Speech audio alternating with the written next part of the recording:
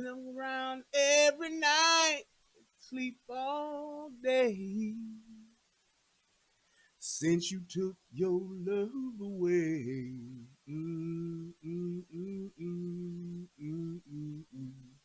Since you've been gone, I can do whatever I want.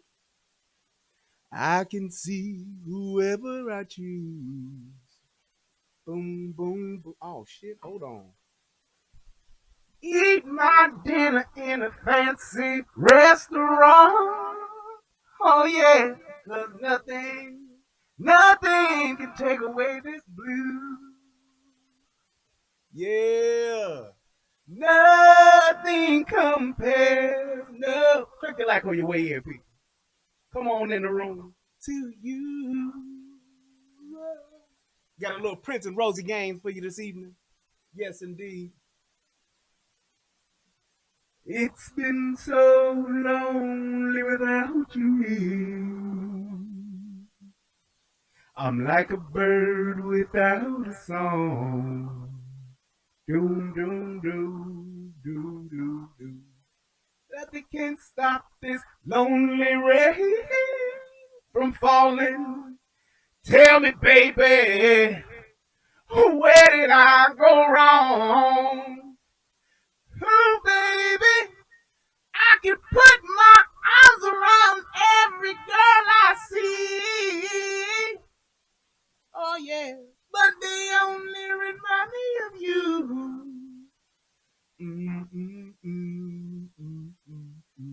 I went to the doctor. Guess what he told me? Guess what he told me? He said, Rosie, try to have fun no matter what you do. Nothing compares, no, nothing compares to you. Yeah, man. Click that like button, y'all. This is the Relationship Rehab. I am Brian Redmond. And yes, we about to get it in for part two of tonight's show. It's going to be epic. We going to learn a thing or two about a thing or two and just do what we do. I'm having a good time. I'm feeling good. And we about to do something epic tonight. Come on. Let me finish this.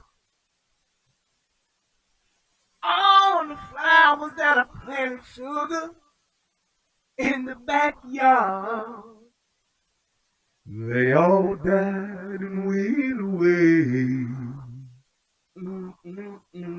Baby, I know that living with me, baby, is sometimes hard, but I'm willing to give it one more try. One more try. Nothing compares, no, nothing compares to you. Yeah, click that like button, click that share button. It's about to go down. Nothing compares, no, nothing compares to you.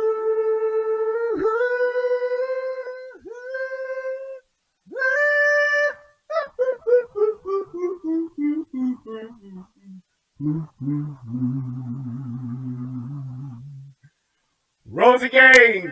What? It's going down, y'all. Hey, man, look, I'm feeling good. I'm ready to have a good time.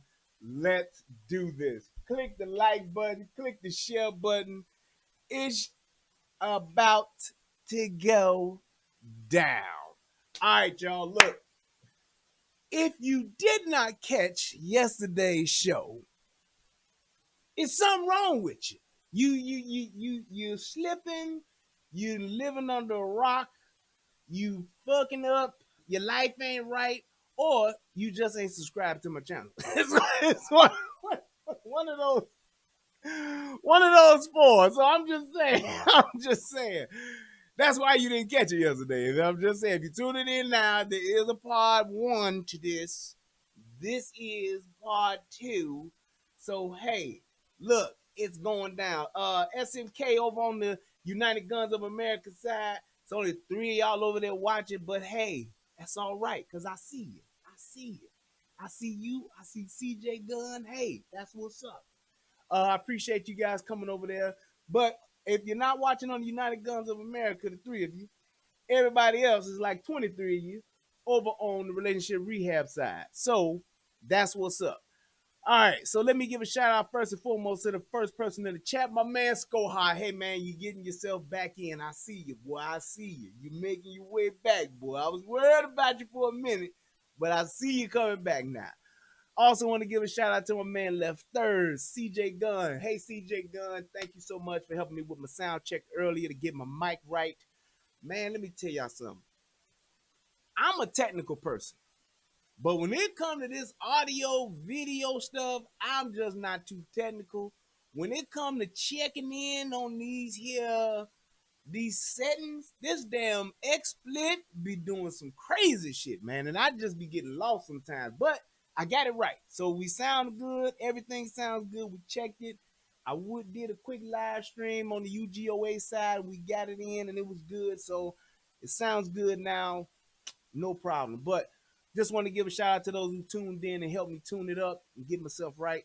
Shout out to let's see who else. My man, let me stop. Silence. Give a shout out to my man DJ Just JOK for stopping by on tonight. Thank you so much. Hey DJ, we appreciate you, man. My man DJ Just JOK, my brother. If you have not subscribed to this brother's channel, the Soto Podcast, is something wrong with you? You on drugs, or you just you're living off the grid or something? You need to get on this nigga's channel. What this brother is doing, he's advocating for children. His stories are incredible. My brother has a wonderful show that he does. His channel was off the chain. He's like quadrupling, quintupling my numbers. So hey, he got to be doing something right. Check him out. He does some incredible stories, and I appreciate you, brother, for always shouting me out. I appreciate you, brother, for just, hey, supporting me. You have no idea, man. Thank you so much, bro. My man. Also want to give a shout out to John Nada, Billy Goat Gruff, what's happening? Time Q, haven't seen you in a while. Welcome. Linda Soto, what's up? And my man David Williams, that's what's up, man. I appreciate you, bro. And to Papa Tay, is that it? That's what's up. Hey, who else? My man Cambo 4 coming down from the NOLA. Boy down there, Wardy, what's going on there, Wardy? You know. Hey, who else I got up in here? I think that's it. Oh, my man Sylvester M. That's what's up. Hey, shout out to you too, bro. Look, people, I appreciate y'all for stopping by. Let's get it on, as Marvin Gaye would say. So, we're going to pick right back up where we left off, and let's do this. Let's keep the breakdown going. Let's get ready to break down. If something is wrong with your heart, you go see a doctor. Your foot, your eyes, anything. But when it comes to your mind, you think you shouldn't go see somebody? Right. Face your fears, girl, too. We love that. Thank you, and thank you. I put everything and everybody before me. But when it came to my life, I was a mess. Like most black women are. But let me tell you something. I got to stop for a second. And this has nothing to do with the show. But I'm going to tell y'all something. When it comes to drinks, the large ice cubes make a difference. My drink stays colder, longer, and all I'm saying is I love the large ice cube. I'm telling you, if you get a chance to get you a large ice cube tray, make the investment. Let's keep it moving. Our black women really owning the conversation. Let's see. Make every day. I want to share with you, if I can, one brief video, and then I'll come back and bring more people into this conversation about where we are with mind, body, and soul. Race-related stress is a type of chronic stressor. 4 out of 5 African American women are overweight or obese. Exposure to chronic stress makes it difficult to break down fat. When I'm stressed, I definitely eat more than I should. I get headaches, I'm irritable. We go to a doctor to get treatment for the symptoms, and we don't really discuss the underlying issue. Race-related stress. I have a connection with God because I was a mess. These women that's about to come up, now, you can notice instantly that they are overweight, and we get that. And I'm going to talk about that. But look at their hairlines. Check this shit out here on these next couple of women that talk. Just check this shit out. Make every day. I want to share with you, if I can, one brief video, and then I'll come back and bring more people into this conversation about where we are with mind, body, and soul. Race-related stress is a type of chronic stressor. 4 out of 5 African American women are overweight or obese. Exposure to chronic stress makes it difficult to break down fat. When I'm stressed, I definitely eat more than I should. I get headaches, I'm irritable. We go to a doctor to get treatment for the you symptoms. See how that motherfucker jump, boy? Let me tell you something. I have gotten this new pet peeve of mine that every time I look at a black woman, that's like the first thing I look at now. I want to see, is this her real hair or do she have some lace front going? Those other ladies, their hairline was fine. And then it just go to her. She instantly back here. Like her shit is like back here. Like it's back here. Like, God damn. Why would you do something to your hair that pulls it out to the point to where your hairline begins to do a drop top? It's like, you know how when you ever drove a convertible before? Most convertibles, unless you got a real fancy ass car, but most convertibles got a little button that you just push and hold. And as you push and hold, and once you hit the little latches on it, it just lift up first, and then it just slowly start going back like that. Then it get back, then it get all the way back, then it like fold down. It's like her shit is just steady, just like going back. Do you see that?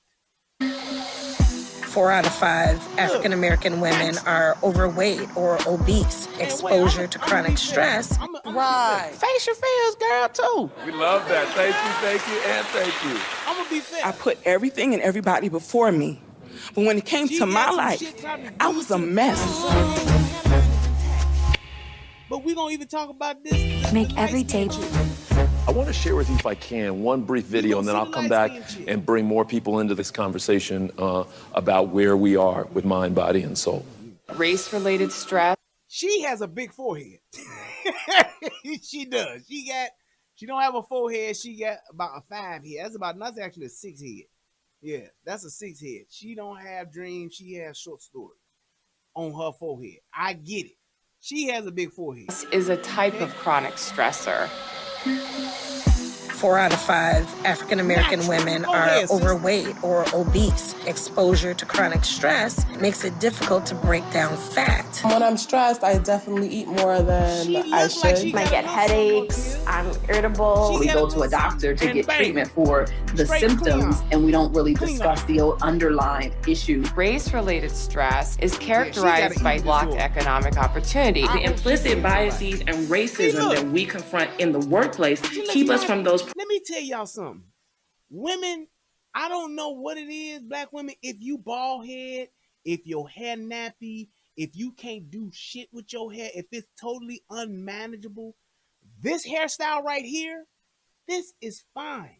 When you keep this hairstyle shaped up, and even if you take a little Jerry curl juice or something and put a little texturize on it, that looks fine. Women, if your hair is like steel wool, like they said Jesus' hair was, you got a mini fro, rock this. And she even got some color in it. It ain't platinum blonde, it ain't green, it ain't hot neon yellow, it ain't candy painted, but it looks fine. I'm just saying, anybody, men, please speak up. Does her hair not look okay? It takes nothing away from her.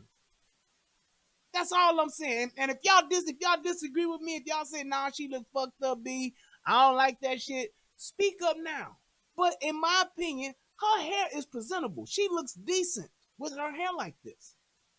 So I don't know where black women got this thing where, oh, y'all men just want the hair like this. That's why we wear 38 inches. That's not true. Yes, in all honesty, I do like long hair, don't care. But I like real long hair, don't care. I don't like the kit. I don't like the I don't like the kit you buy at AutoZone or the kit you get at Walmart. I don't like that. This here, if you don't have long hair, don't care, that's fine. You can rock this. Promotions keep us from even getting hired. Being the strong black woman is not something that we choose. No. It's by necessity. I'm strong because I have to be. Okay, so let's go ahead and let's break this down. So like the lady who was talking before about stress. Yes, when you are stressed, you eat. When you are stressed, you may overeat. You may eat the wrong things. I totally get that. When I'm stressed at times, yes, I do stress eat from time to time. However, that's not always the case. We eat because we are depressed and we eat because of the wrong things, but we have, and I'm just going to say it like it is. Black people, we have the worst diet in the world. We grow up drinking quarter juices, eating Flamin' Hots, hot cheese curls, the hot corn chips. We eat now and laters. We eating Fruities, Chews. All we eat is junk food, and we raised our children to eat junk food. That is it's terrible. The Tampico drink, the grape or the fruit punch, anything that say fruit punch in it, we drinking it. If it got high fructose corn syrup in it, we drinking it. We putting it in our baby bottles. We putting it in our kids' lunches. We buying anything that's cheap, got flavor, and sweet. Now, I'm not even going to go into, I see you, Eugene, going to the whole thing of just drinking pop. Pop in itself is terrible. Thank God I was able to wean myself off of it. I weaned myself off of pop. Took me about 2 years to do it, but I did it.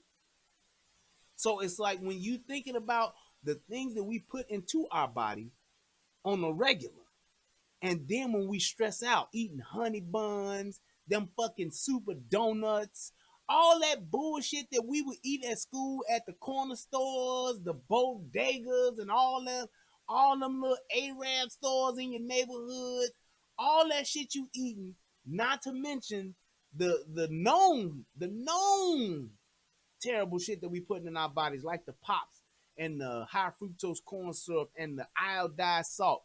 That bitch, I saw a meme a while ago where they had a picture of, what's her name? Amber Geiger. And then they had a picture of the Morton Salt girl. They said, she done killed a nigga, but how many niggas has this bitch here killed? Talking about the Morton Salt girl. Morton Salt, that iodized salt, that is some of the worst shit you can put in your body. It is literally like 2%, 10% real salt and 90% chemical. It's all chemical. So it's like when you're talking about just overall physical health, you can go work out, you can go at the gym and do, the black girl workout. The fat black girl workout is you go to the gym, get on the elliptical, wear some tight spandex, and then be hoping a nigga holler at you, tell you how to lift weight, and you just sit and do this on the elliptical. You hang out in the gym for 2 hours. You got your little water bottle, and you just bounce from machine to machine, going slow as hell, and just be doing that. With your ass sticking out. You get on the stair machine and be poking your ass.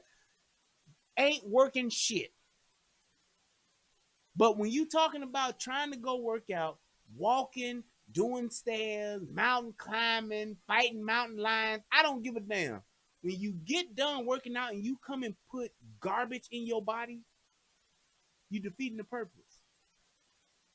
That's the Tiva shit, that stevia shit, chemical. I believe I would rather eat regular sugar, cane sugar, than I would getting that stevia, the shit they put in Diet Coke, Diet sodas to make shit taste sweet. If they putting something in there that's not a natural sweetener, it ain't good for you. Your body can process natural sugar than some chemically made sugar that a motherfucker came up with, combining nucleotides and peptides and shit to put in your body. So think about that. Yes, it's never good to have a bunch of one thing. Never. It's never good to, all I eat is this. That's never good. It's about balance. And that brings me right back into the point of just saying the emotional instability, it reflects in not just their physical body, their mental body, their emotional body. Like when we were talking last night, how every time those women got on the mic, every last one of them was ready to break down and cry. Because they are that broken. They are that emotionally imbalanced. There's such an imbalance in their emotions, and it carries over into stress. It carries over into how they react. That's why the whole entire stereotype of the angry black woman comes into play. And the darker they are, the angrier they are. And I saw you too about the ramen noodle. That ramen, that shit that's in that little package, that shit is death. The shit costs 92 cents a fuck or 71 cents a package. Can't be good for you. Something that goddamn cheap, it can't be good for you. So just think about that. It's like, I get it. We broke. You ain't got nothing else to eat. You got to eat the top ramen. I hear you. See, the top ramen, I'm going to go bust a motherfucker upside the head. I get it. But when you talking about saying, hey, what I buy at the store, what I go, instead of me going to the grocery store and cooking my food, as opposed to me going to the fast food restaurant, that's one of the best things that ever happened to me with me moving, when I moved out from Chicago to Michigan. Being in Michigan, the fast food restaurants suck. Food ain't shit compared to Chicago. That's anywhere else. But what it did was it made me cook more. I know how to cook. I knew how to cook in Chicago, but I just didn't because I had so many options of really good food. But going to Michigan, because I didn't have those options, it forced me to cook more. So instead of me going to Beggars and buying a pizza, or going to Home Run Inn and buying a pizza, I would literally, or Italian Fiesta and buying a pizza, I would literally get pizza sausage from Chicago, and I would bring it back there to Michigan, and I would make my own pizza. Get me some natural made, all organic or naturally made pizza sauce, some cheese and shit, real cheese, and I would make my own. But it's like we have to think about that piece too. I know a lot of people don't have time to cook, but we all can make time to food prep. Make time to food prep. Make time to actually prepare your food for something. Stevia is from a leaf. I don't know. It must be that other one then. If it ain't stevia, what's the other shit that everybody be using? That they're now saying over the past few years been saying is bad for you. That I can't think of the name of the shit. Splenda. There you go. That's it. That Splenda shit. That shit is terrible for you. It's terrible. And it's like when you think about it like this, you wonder why black folks be leading in diabetes, leading in high blood pressure. It's because of the high fructose corn syrup, the fucking iodized salt. Get you some pink Himalayan salt, man. I'm telling y'all, get you some pink Himalayan salt. If you want to get one of those salt meals and pour the rock salt, I mean not the rock salt, but the coarse salt in there and grind it and put it on, Pink Himalayan salt tastes amazing and it's good for you. Salt is good for you. It's that shit that's in that Morton salt, that iodized salt, that shit that's 97 cents. Shit is terrible for you. When you baking cookies and baking cakes and shit like that, pay the money and get all natural vanilla extract. If you look at imitation food, well, not food coloring, but if you look at imitation extract, man, that shit got all kind of terrible shit in it. I remember somebody did a video once and said the shit that's in the imitation extracts, some of those ingredients are in fucking antifreeze. I'm telling you. There you go, DJ. Tell him, don't Pink Himalayan salt taste just like salt. It's good. That shit is good. I even bought it. I didn't get fancy with it because I think I'm like the black Bobby Flay. So I didn't get fancy, and I didn't get the smoked salt. I didn't get the chili lime salt. I got the rosemary salt. I put that on my chicken and all that shit. I didn't get fancy with it. But you don't have to do it, but just go and just go online. Go to Amazon or wherever. I think it's I think I go to SF or San Francisco Salt Company or something like that. Buy that real salt.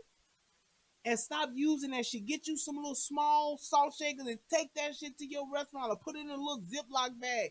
Take that shit with you because that cheap shit they put at the restaurant ain't good for you too. Sweet and low too, yes. So it's like it all plays a part. What you put into your body, it affects how you feel. It affects how you treat people. The way you treat people, the way you feel about yourself, it all plays a part together. So when you're looking at these black women that are in stressful situations, because it is hard to raise a kid on your own, especially when you don't have a lot of resources or you just living off the government tip. You in a high crime area. You're in a high violence. You're in a area that has a lot of violence in it. When you living in them type of situations and in them type of environments, it is very stressful. Like yesterday when I was talking about motherfuckers be having PTSD and don't even realize it because they're so used to it. Do you realize back in 2008 when we had the so-called market crash and all that shit, how many black folks was like, shit, this is regular shit for us. Motherfuckers ain't got no jobs, ain't got no way to make no money and shit like, we used to this. When the housing market crashed and all that shit, you had motherfuckers killing themselves and shit like that.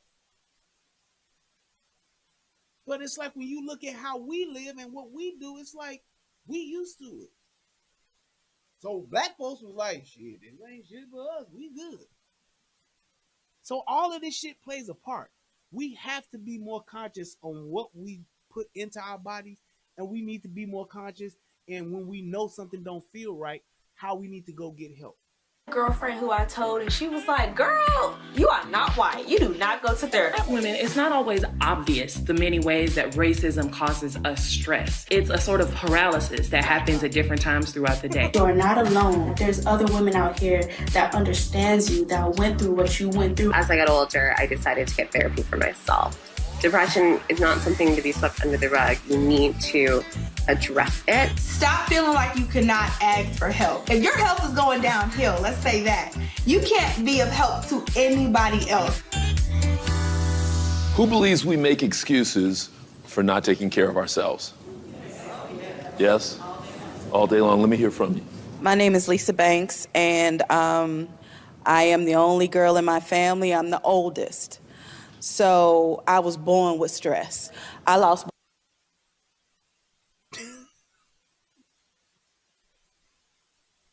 Oh, man.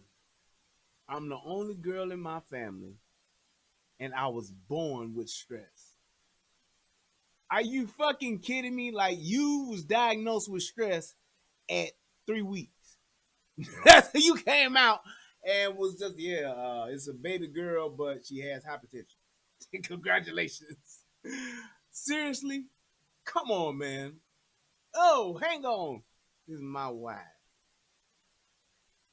Hey, my good thing. Oh, I'm sorry. Yeah, I'm glad you did. I'm on the show. My wife said, hey, y'all. You doing all right?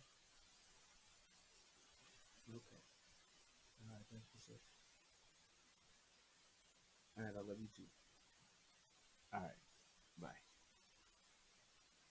Shout out to my wife. My wife. My wife. Wife. But you can't be born with stress. You can be born in a stressful situation. You can be born in a stressful environment. Somebody please show me the medical documentation of where a motherfucker's born with stress. I'm just saying, what, you having problems breastfeeding, you're having problems nursing, or you're having problems eating, whatever the case may be. Somebody please tell me how you born with stress. So I actually want us to hold up a little bit before we do this thing. Moving forward and making small changes in my life and produce, and you deal with preparing for them. Care of ourselves. Yes? All day long. Let me hear from you. My name is Lisa Banks, and I am the only girl in my family. I'm the oldest. Did she say Carl Banks? She Lisa Banks, Carl Banks' sister? That must be it, because she can sure be on the line for the 80. Them 1987 Giants, boy, she can be out there with LT now. I was born with stress. I lost both of my parents back to back. So you go home to your father's funeral, you deal with preparing for them, repast, then you go back to work. They only give you 3 days. You go back to work, pay bills, take care of your daughter, your household, but you didn't mourn not one parent, but both parents. And then on top of that, you still gotta get up every day and go to work and pay the bills and produce and be that person people think you're supposed to be. You're dying inside, you're stressed inside, you're not taking care of yourself. There's no exercise, there's no meditation. Now, today, I'm getting better. The weight, it's definitely stress. I don't take care of myself as I used to, but I'm praying about it, moving forward and making small changes in my life. But when that video came on, I resonate so much with that because that's what I was dealing with. Okay, so here's my thing. One of the biggest things that I saw in this whole entire video, and one of the biggest takeaways I would like for Black women to take away from this, stop. Please stop leaving everything up to prayer. I understand that we all religious. We believe in God, whether you Christian, apostolic, Muslim, Buddhist, whatever the case may be. Stop chalking up laziness and lack of action to prayer. I am so tired of that. That's a common just given across the board for just Black folks, period. Something ain't working right in your life. Oh, I'm praying, so we'll see. I'm shooting up this heroin, but I'm gonna pray about it and see what the Lord give me, and hopefully He'll tell me.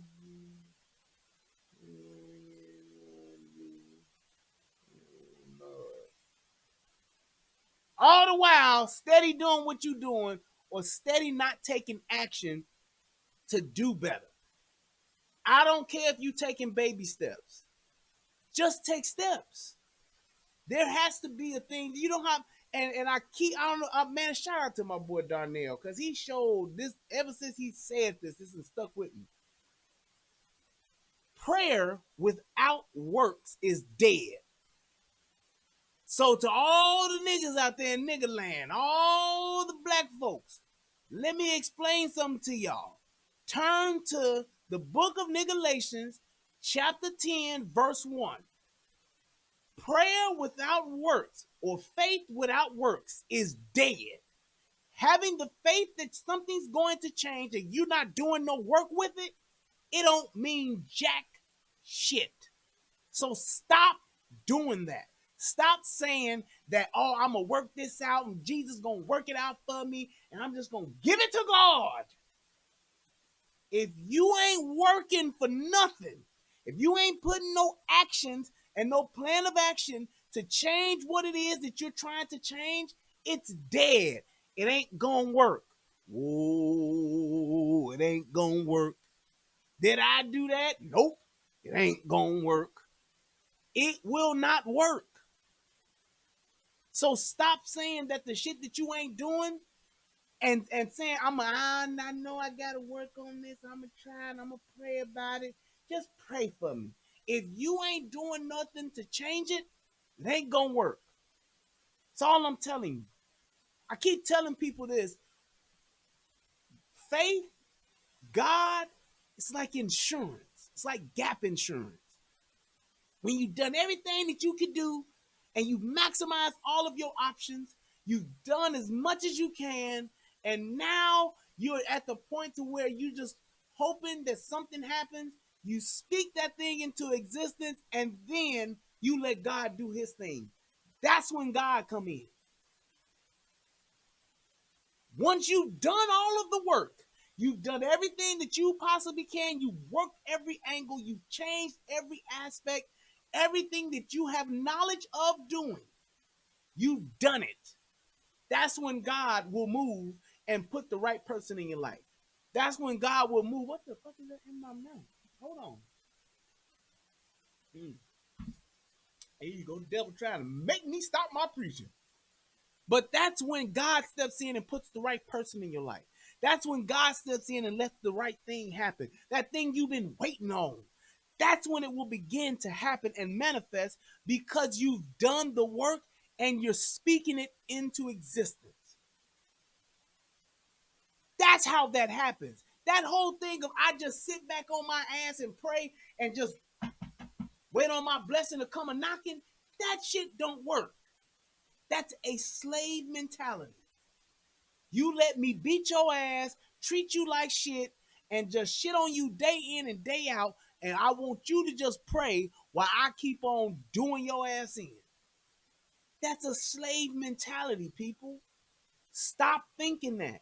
If you're being a bitch every day, if you can't fucking sleep at night, you having problems with this person, problems with that person, start doing things to change your life. Stop saying, I'm going to pray the Lord that he get you out my life.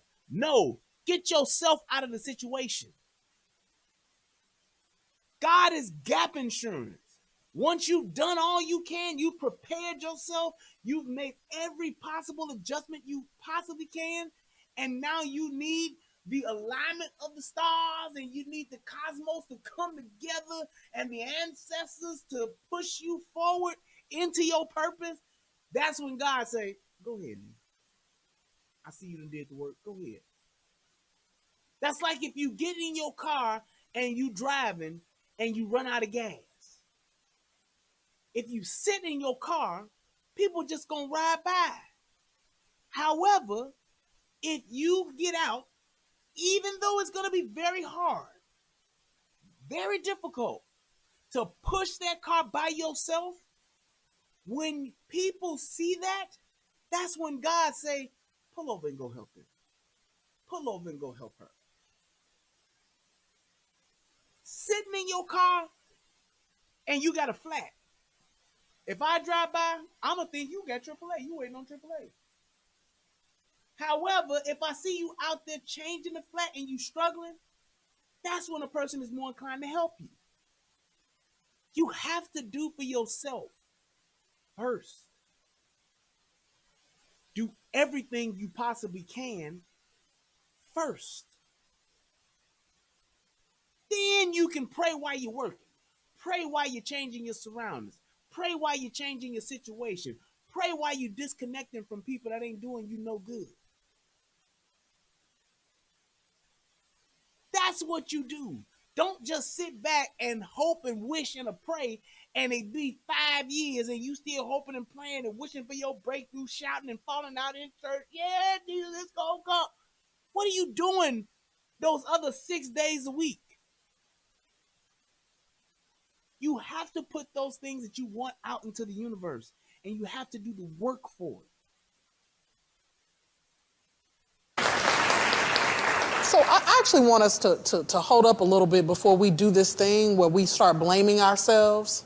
Like, I hate when people talk about black women being obese. I hate it. Because it becomes a way to blame us for a set of conditions that we didn't create. We're moving, we're taking care of kids, but our food quality suffers. We are living in the Trump era. And look, those policies kill our people. Now, did y'all hear this bitch? Now, this bitch, this is where she pissed me the fuck off. She just blamed black folks' poor eating habits. She just blamed the poor food choices that people make. She just blamed the bad food that's out in the world on the Trump era. Are you fucking kidding me? So that's Trump fault. We're living in the Trump era. And you hear them motherfuckers? That is the stupid shit that I'm so tired of. Everybody blames whatever's wrong with you, whatever's wrong with your life, you can somehow trace that shit back to Trump. How is that? I don't get how people think that that shit is okay to do, and I don't get how people think that that's even intelligent. Yeah, you know, in fact, I can't pay my bills, man. Even though I got a job and I'm spending my money on Jordans, it's them Reaganomics. You know, that shit Reagan did back in the fucking 80s, man, I'm still paying for it, man. God damn. Like, yeah, thank you, CJ. Like, Trump is making you buy KFC. Trump is telling you to go buy the Popeye's chicken sandwich. Yes, I said sandwich. But that's what it is, a sandwich. Trump is making you go eat the little greasy spoon that's around the corner from the house, where they sell liquor, pizza puffs, and gyros. All in the same place, Black and Miles and Blackwoods. Seriously, we're living in the Trump era. So food and shit was good until these last 3-4 years.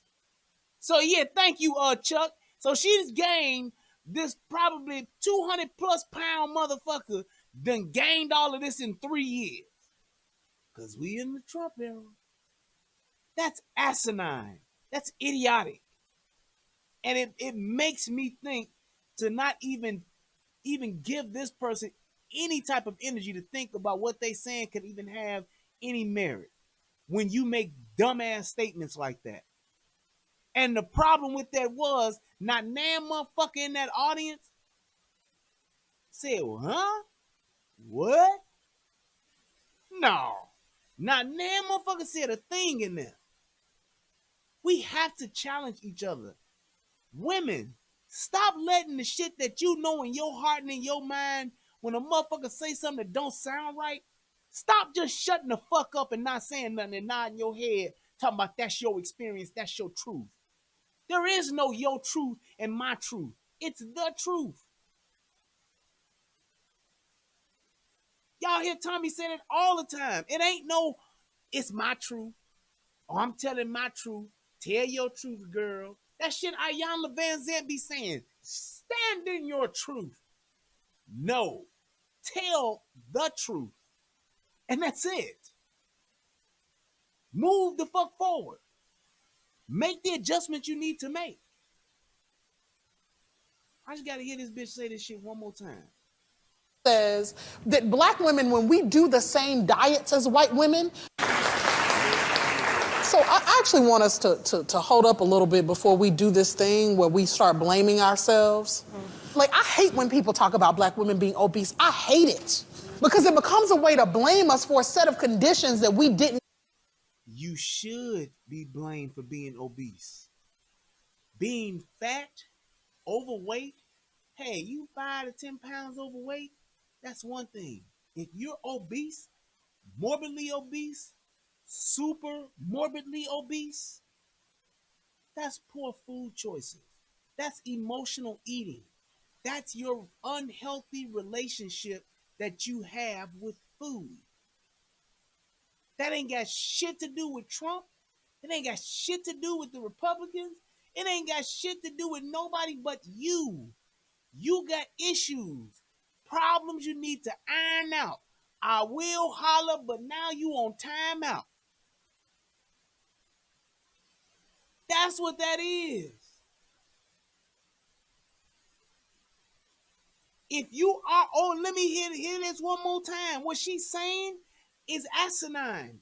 She's trying to make an excuse for fuck shit. She does not want to accept responsibility and hold herself accountable. She wants to blame everyone else. Being 5 to 10 pounds overweight, that's relative. You got a 5 to 15 pound, leeway either way it goes. Okay. You 40, 50, 60, 70, 100, 200 pounds overweight, that's you. Poor food choices, poor food quality, the way you relate to food, emotional eating because at 2 o'clock in the morning, then going to sleep, all that shit, that's how you get to be 200 pounds, not working out, not exercising, not eating properly. That's what that is. You caught that Dynasty album. Yeah, buddy, way to go. You gotta play your part when you're rolling with the ROC. You gotta know what it takes to get down with a nigga like me. I need a gangster girl who can ride in my passenger seat. And I need a gangster girl for my gangster family. I don't need no gangster girl. I'm gangster enough. Create. We're moving, we're taking care of kids, but our food quality suffers. We are living in the Trump era. And look, those policies kill our people. You can't get access to good health care, good insurance. The research says you can get access to good health care, good insurance, all this shit. Look here, man. Should we have free health care in this country? Yes. I think the greater majority of healthcare should be free because we have the technology, we have the means. We just have too many greedy motherfuckers in the medical field. And I'm not saying regulate the shit to where they can't make no money, but when you got a motherfucker charging $600 for a goddamn EpiPen, that's a goddamn problem. That's greed beyond a reasonable fucking doubt. Goddamn it. Came back with the Jay-Z. But that's just that's beyond being unreasonable. That's just being a fucking glutton. And should the government step in and say, no, motherfucker, you ain't what you was charging for this damn pen now, you done fucking inflate the price by 300 to 400%? Fuck you.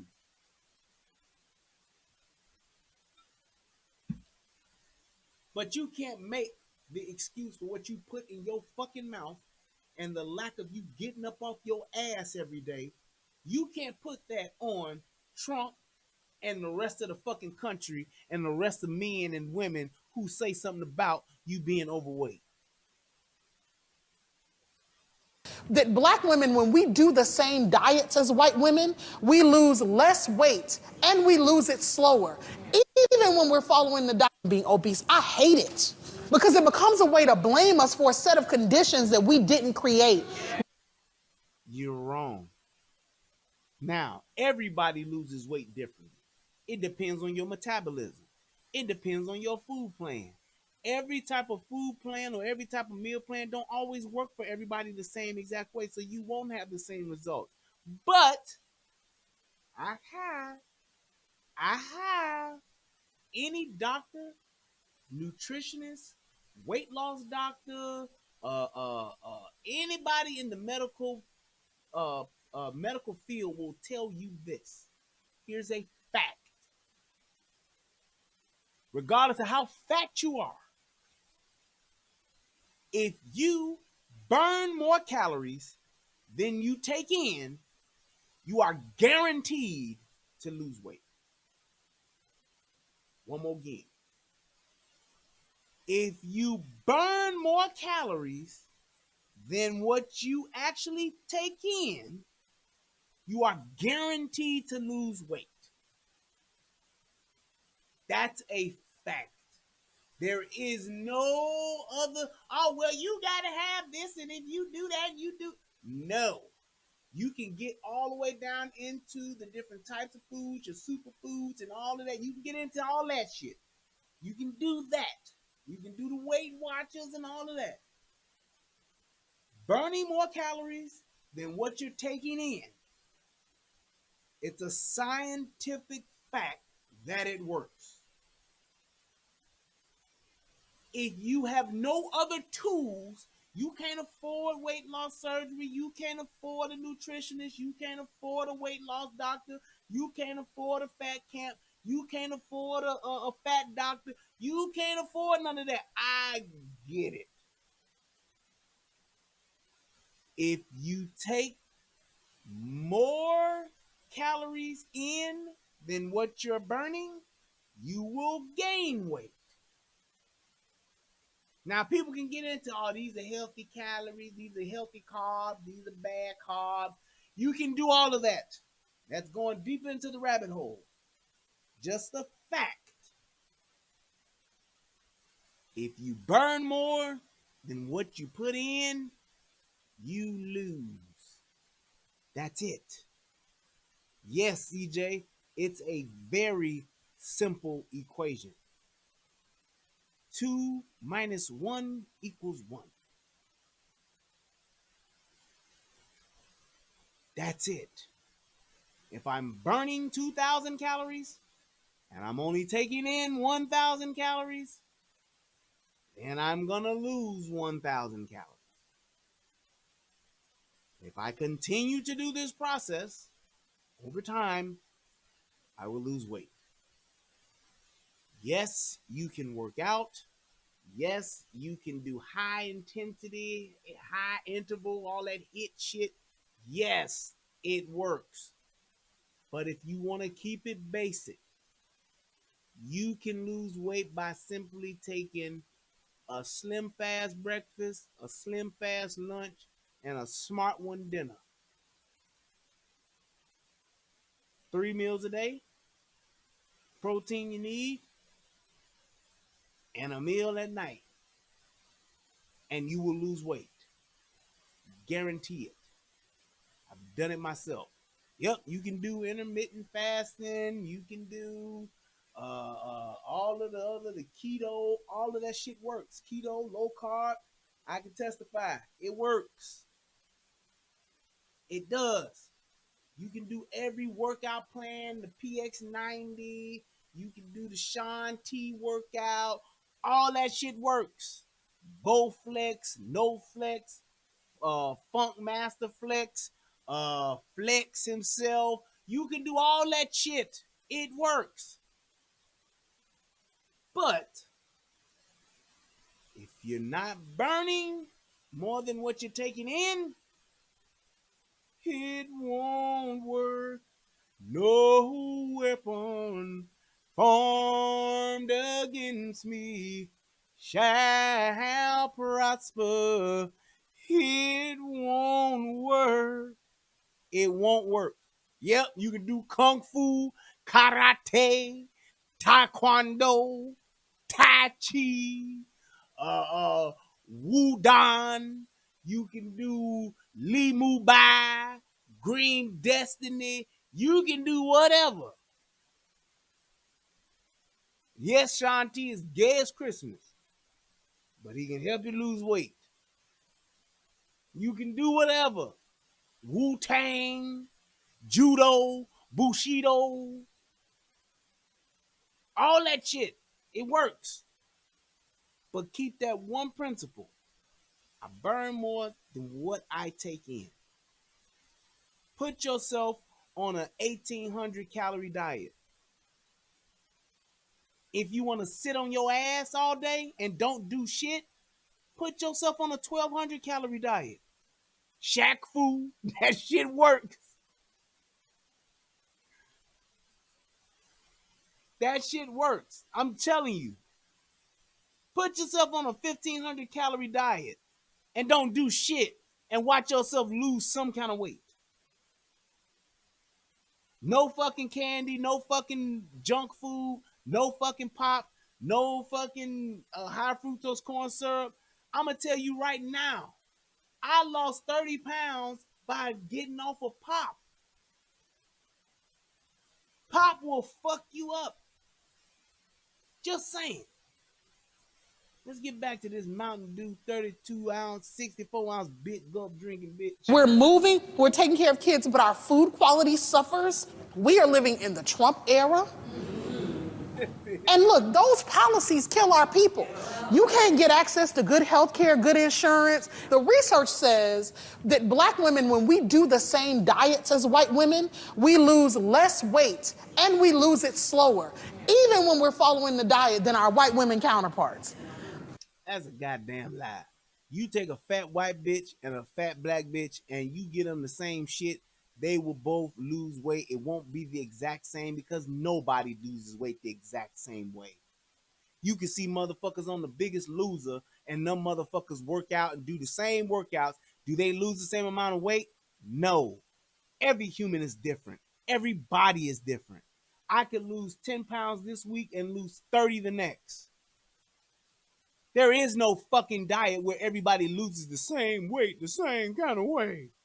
We do the same diet that the white woman do, and we will not lose the same amount of weight. Bitch, nobody can do the same fucking diet and lose the same amount of weight.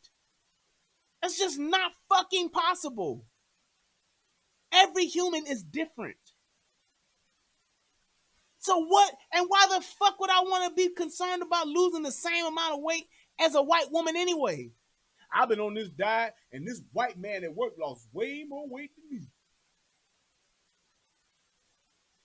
And when we look at the scientific genetic facts, our bodies are physically better. We're more muscle bound. We got the best of the best when it comes to just overall physical genes. It's more black people with better physical genes than it is white people. Plain and simple. So don't nobody want to hear that. You may have more muscle density or some shit like that. Your bones might be denser or something, but everybody's different. If you lose 22 pounds and Becky loses 26 pounds, so fucking what? It shouldn't matter. It should all be about the weight loss plan, what you're doing to lose weight.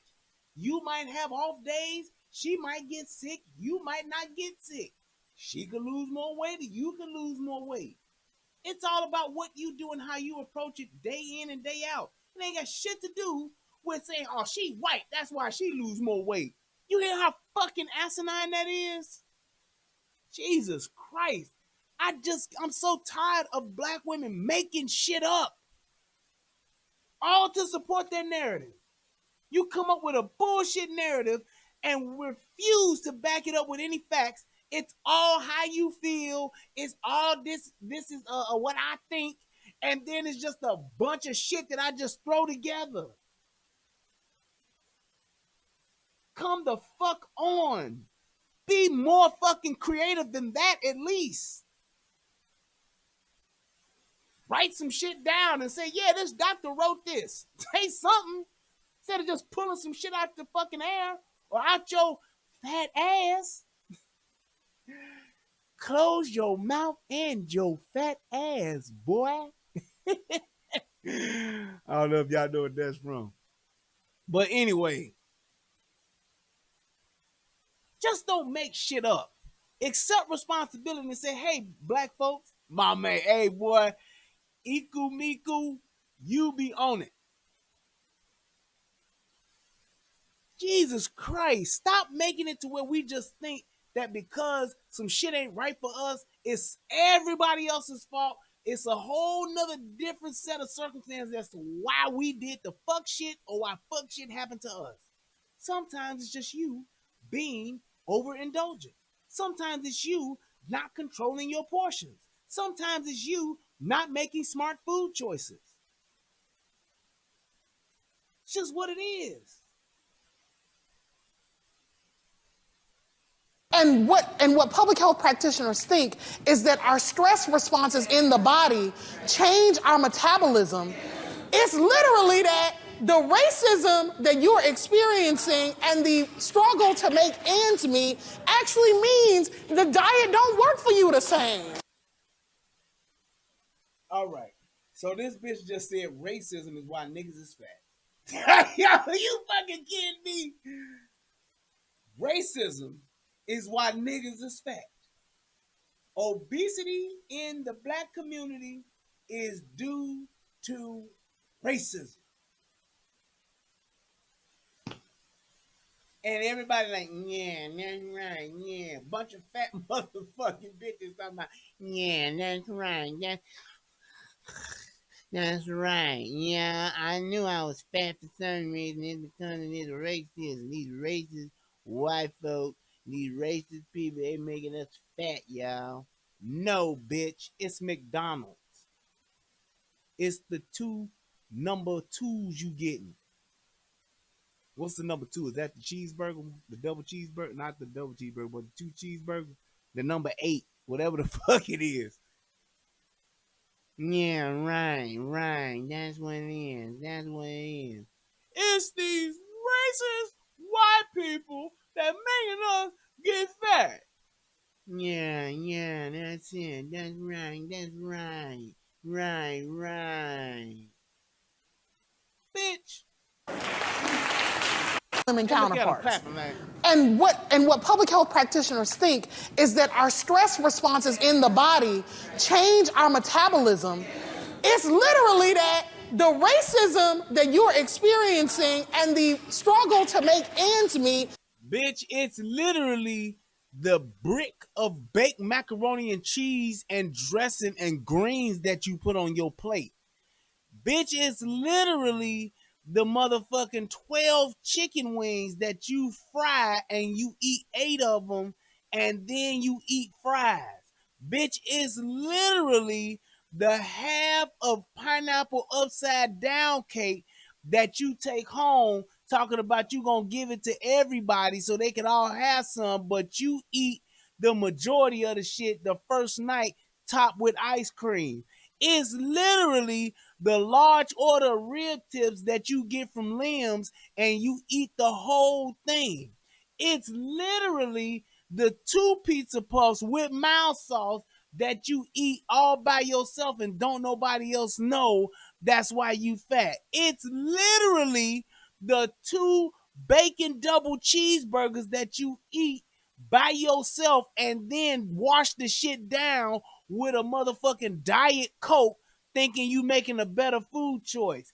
It's literally the motherfucking 3 steak sandwiches that you get from Taurus's or from Home of the Hoagie, shout out to 111, that you eat by yourself and don't nobody see. Then when you go out with your friends later on that night to the Black Cat Lounge and you in the back where they got the free food because you made it in time for happy hours because the bitches get in free before 11 and you still fix your plate of chicken wings and spaghetti, that's why you fat. It's literally the motherfucking beer that you drinking that you adding to the carbs that you done already had because you chasing that Hennessy and that Plan B with some motherfucking Michelob. It's literally the 5 bags of quarter potato chips that you buy at the corner store, the sizzling salt and sour, the regular potato chips, the barbecue, the hot popcorn, and the flaming hots that you tear open, dump into 1 bag, shaking the motherfucking brown bag up, and then you eat the whole bag. Literally, that's what it is.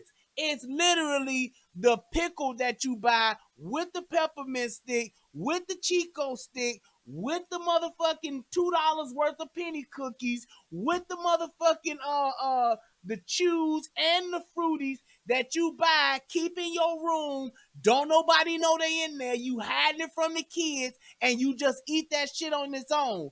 It's literally the 2-liter of Pepsi that you get when you order the motherfucking Pizza Hut and they give you a fucking 2-liter and you drink that shit because you like, no, this 2-liter mine.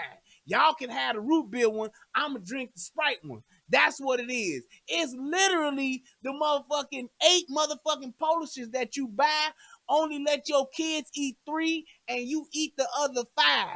That's literally what it is. It's the 2 Grand Slams you eat when you go to motherfucking IHOP or Denny's or whatever the fuck, whoever the fuck have a Grand Slam, that's what you eating. It's literally the pineapple crush.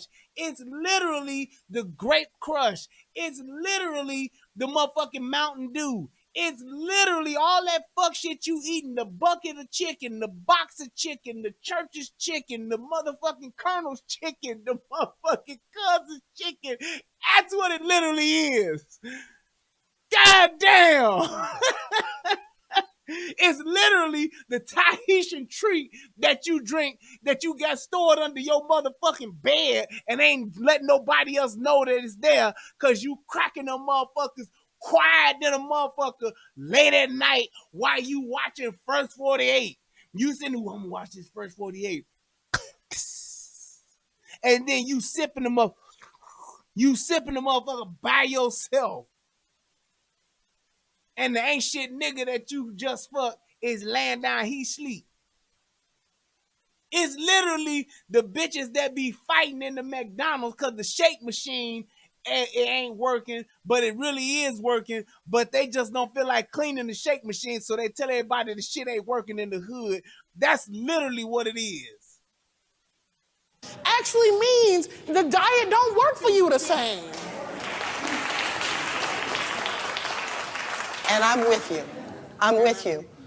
But I think it's also really important for us to know that we have the power to choose how we see ourselves. Sure. We will be fortified to fight all of these other external issues when we pour into ourselves enough to say, I love me, I am not the conditions that surround me. Right, David Williams. It's literally the fat black bitch that got the mini fridge in her motherfucking room with a lock on the motherfucker that can't nobody else get into because she want to hide her big cup Reese's and her motherfucking Snickers and her motherfucking meal that she didn't finish eating from earlier that day, but she knows she put it in the regular refrigerator, her kids gonna eat it because them motherfuckers hungry and starving too. That's what it literally is. Bitch, if you got a fridge in your bedroom, you out of order. That's all I'm saying. I am not my experience. I am more than the circumstances that I have gone through. Now, you see how she checked them bitches? And I'm so glad she said it because this shit not only works in that particular instance, but it's in general. Let's just say it's all true. Stay with me for a second. Let's just say it's all true. The conspiracy is real. The man, the white man, is here to keep you down, to oppress you, to not let you get nowhere, to keep his foot on your black ass neck. You can't go nowhere. You can't have nothing. You can't do nothing. Everything is designed to kill you. Everything that they do for you is to steal from you. They are literally the devil. They here to kill, steal, and destroy. Let's say that it's all true. If that's what it is, at that particular point, we as black folks should all be coming together to help each other. Because we now know that they ain't gonna never help us. They like us being where we at. Fuck all of the abolitionists. Forget all of the white people that supported all the black causes. Forget all of the white people that marched with us. Forget all of the white people that was playing a part of the civil rights movement. Forget all of them. It was all a trick. It's all a ploy. If we know now that it's all racist, racism, Raceway Park, racetrack gas station, if it's all about race, then we should be coming together more than ever, bigger and badder than ever. We should be totally self-sufficient. We should be doing everything for ourselves, together with each other, hand in hand, step by step, got each other's back to the max. Ain't no holding us back. Ain't no stopping us now. We are on the move. That's how we should be. Let's give them the benefit of the doubt. Let's believe every pro-black. Let's believe the Minister Louis Farrakhan. Let's believe every black person that has said Whitey is here to destroy us. Why haven't we gotten together? You know why? Because we really don't want to. We really want to take the easy way out. We really don't want to do no work like the ant does. We want to sit the fuck back like the grasshopper. Lazy motherfucker, hopping through the motherfucking woods, hopping through the grass, getting what we can, living for the day. If there was ever a doubt that we thought, or ever a moment where we thought maybe these pro-blacks is right, maybe it's true, maybe it is a plot, a ploy, a conspiracy. They stole us as kings and queens from the coast of Africa. They raped and robbed us of our natural resources. They've taken our ivory from the coast. Elephant tusk on the boat of a sailing levy. Docked on the Ivory Coast. Mercedes and the Rose winding down the road. I hope our black skin don't dirt this white tuxedo. Let's just say it's all true. Why haven't we come together? Do y'all realize that the pro-blacks ain't even with the pro-blacks? We got all of this information. We get all of these signs. We get all of these different factions of niggas that's saying there's something wrong and it's everybody else's fault but ours. But yet, we refuse to come together. Why is that? You know why? Because we don't want to hold ourselves accountable, and we don't want to be responsible for making change.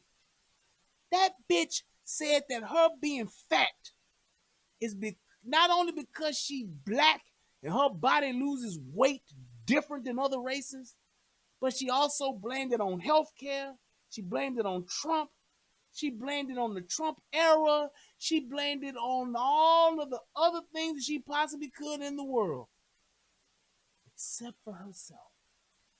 The bitch never said, I like chicken. I'm a chicken hawk.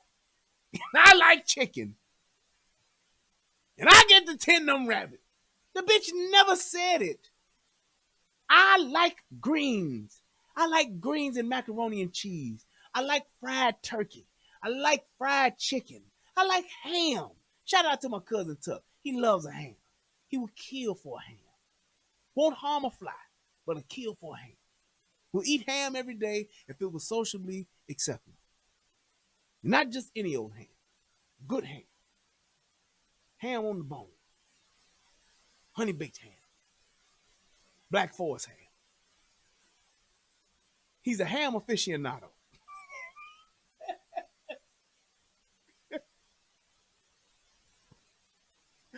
The nigga would rather eat ham instead of drink water. I love you, Chuck. But I'm just saying. He say, fuck the green eggs, just give me the ham. That's what my cousin does. He's all about the ham. Fried ham, baked ham,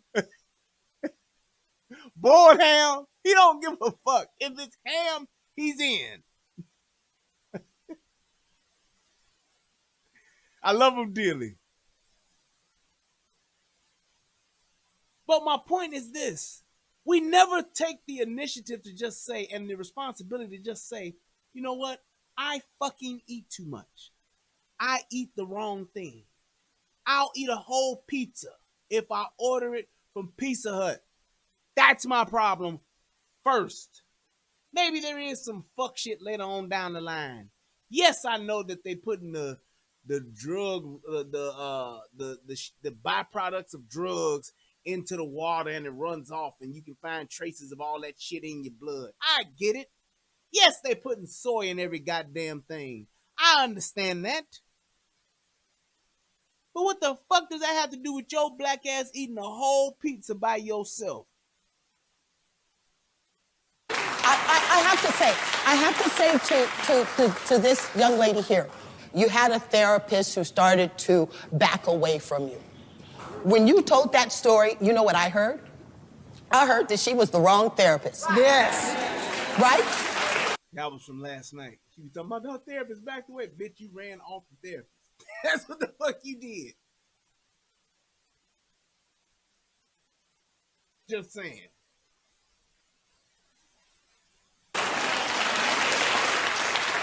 You were left with feeling that you were as not good enough as some message that you got some time ago in your life. We have to take our power back from all of those lies. And she made a great point right there. She ate her therapist. That other bitch probably did. Yes, Adrian, my cousin would have been a Muslim, and he would probably be one of the higher echelons of the FOI, the Fruits of Islam, and would be a part of the mosque. But he can't because he has a love for ham.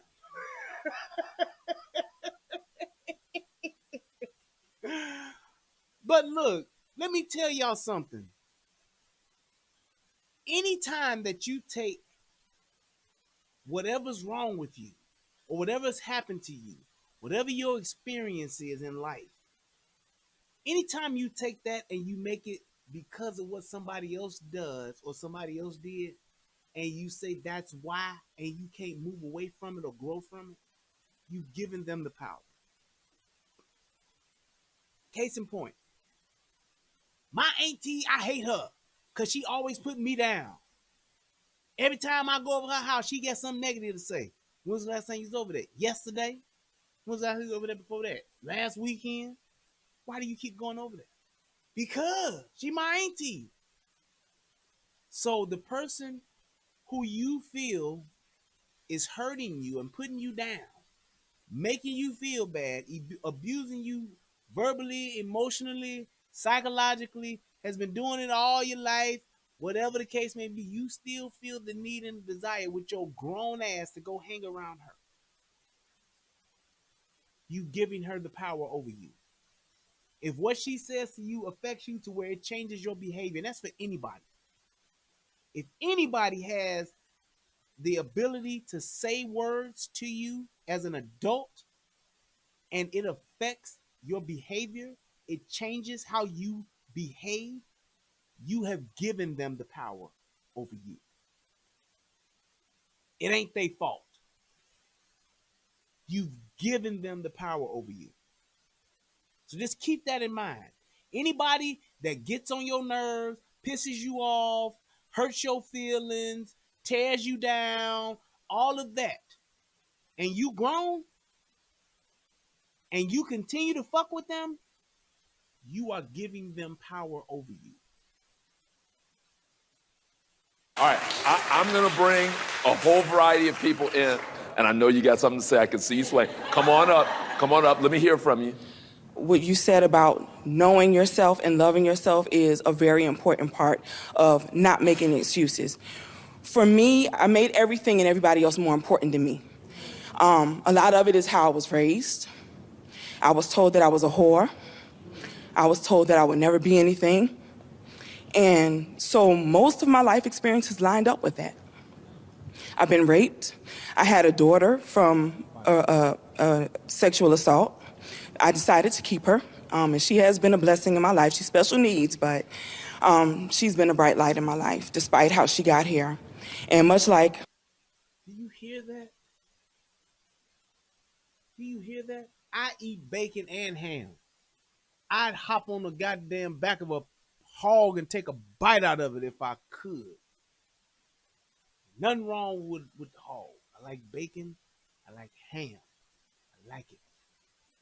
I just had, about 3 weeks ago, I had something called, what was that shit called from Heinz Barbecue? It was like candy, bacon, something. That shit was amazing. But, getting to my point, let me get off before I get off of this. Did you hear what this young lady said? Why would you have a child from a rape? Now, I know there's somebody who's watching this and says, well, she may be pro-life. She may not believe in her abortion. Hold up. I guarantee you, if she got pregnant again or probably has gotten pregnant at some other point in her life, she has probably had an abortion. My daughter got raped and she got pregnant. Ain't no fucking way I would let her have that baby. That ain't no blessing. That ain't no blessing. You got raped, you got assaulted, you have a baby, and then the baby has special needs. And you know this bitch ain't got no money to be taking care of no baby. Why would you do that to yourself? I'm going to tell you why. For the attention that you going to get, for the benefits of having that baby, that's what you do it for. Fuck the environment that the kid has to grow up in. Fuck the lifelong effects that that kid is going to have to endure. Fuck the lifelong effects that it's going to take its toll on you, which you are displaying right now. Fuck all that. I want the right now satisfaction and attention. The baby shower, the, oh, she got a baby with special needs. Let's help her. Oh, the government's money she gonna get. Oh, all of this, and we can just dote on her, and we can go help her, and we'll do it all together. No, fuck that. You are unstable, and you heard that she ain't said shit about her daddy. She ain't said shit about her husband.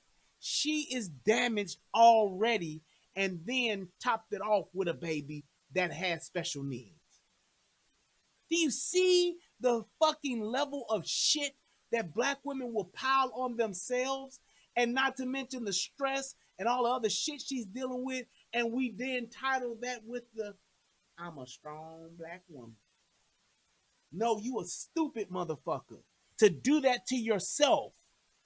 Black women, stop putting yourself in situations where you got to depend on another motherfucker to help you. If you can't do it yourself, if you can't afford to take care of yourself without the government, if you can't afford to take care of yourself without your parents, if you can't afford to take care of yourself without this nigga or that nigga, you don't need it. You need to take care of yourself first. Jesus Christ, you got a baby suffering in this world, having a fucking unfulfilled life because they special needs. They got to live a lesser life because you wanted to go through with the pregnancy. Classic example of when a motherfucker should have an abortion. Or if you can't get a motherfucker, or get a motherfucker up for adoption. You know this bitch ain't taking care of that kid by herself on her own. But she loves the fact that she's able to do this because she's now mentioning all this shit because she wants the fucking attention and accolades. You don't get no fucking accolades for being a goddamn mother. That's what you're supposed to do. She's been a bright light in my life, despite how she got here. And much like my sister here, I prayed for God to take me because if this is my life, I was told that I was a whore. In your life. We have to take... Now, I'm going to tell you, I'm going to go back and reinforce my point.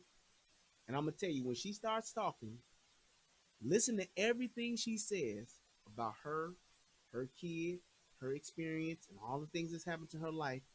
And then tell me how this all relates to the point that she's going to make, if she makes one at all.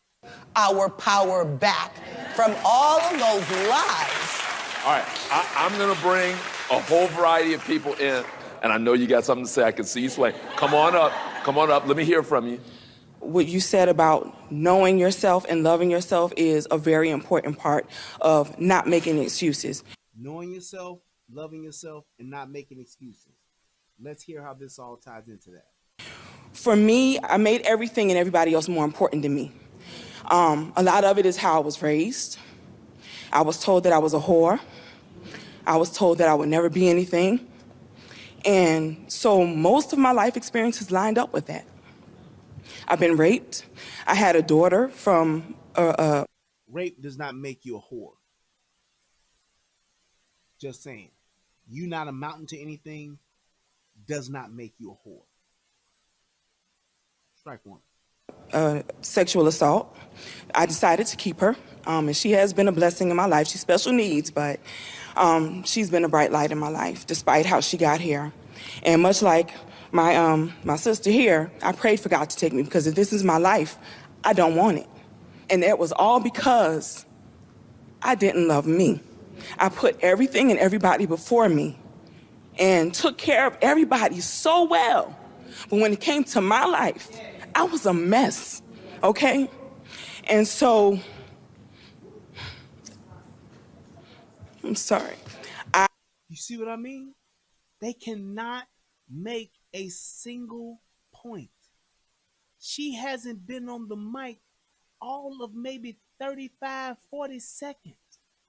And she's at the point of tears. She's ready to break down. Talking about the choices that she has made in her life, along with what happened to her, and that shit was years ago.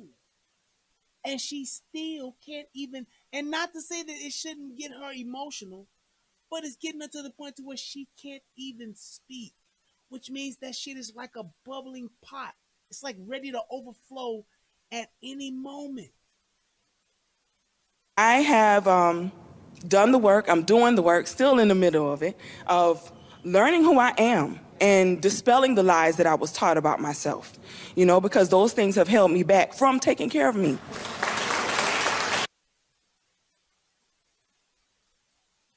Tell me where this shit, all that shit she said, got her to about taking care of herself. Please. It's insane. There is such a just consistent brokenness, emotional imbalance with all these black women. And it's because they do need to have fathers and good men in their lives, but they don't even want that. I will choose to have a baby by a man that raped me. I'm going to pour that on top of me being called a hoe, on top of me being treated and told that I was a whore all my life. I'm going to put that on top of my life too. A baby that's going to need 24-hour care by me on top of me and my already fucked upness. I'm going to add that to that. And that's a smart thing to do. I'm glad you did that work. Yeah. I'm glad you did that work. We put up with too much, particularly from male preachers in pulpits who tell us to be celibate. They ain't celibate, and many are married and got a lot of side chicks, and that's just regular. Don't miss the next Black... Struggle to say no when they probably should say no. Carlos, I have a no coach. I have a homegirl who likes saying no to people. She's like, no is my default answer. Your problem, girl, is that yes is your default answer. Like one time, some people called and they were like, can you come give a talk to 150 kids tomorrow? And I was like, no, like I can't, but it's the kids, so I'm gonna do it. She was like, here's what you write in the email. Like she actually gave me the language to put in the email. So if you can't say no, get you some trusted homegirls in your life who will be like, you don't need to do that. Don't do it. Until you can sort of get to the place where you can do it, just outsource it. Outsource it. And only if she had those type of people that would help her with her food choices every day. Just saying. I want to hear about social media. I feel like social media. And I'm saying that not to be a dick or an asshole. I'm just saying that we will take a systematic approach, a logical approach to other things that will affect our lives, but the shit that we are in control of, we won't. Because if you're saying that you can get your homegirl to help you say no to a fucking speaking engagement, but you can't get your homegirl to help you say no to the food choices that you making, take her shopping with you.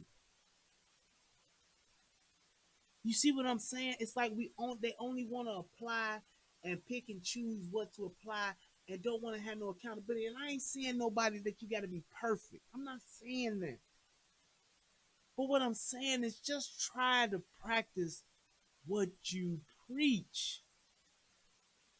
You telling me this, you telling me that, you're saying that racism is the reason you're fat. You're saying there's a message that you want to teach. Well, just take a look in the mirror and practice what you preach.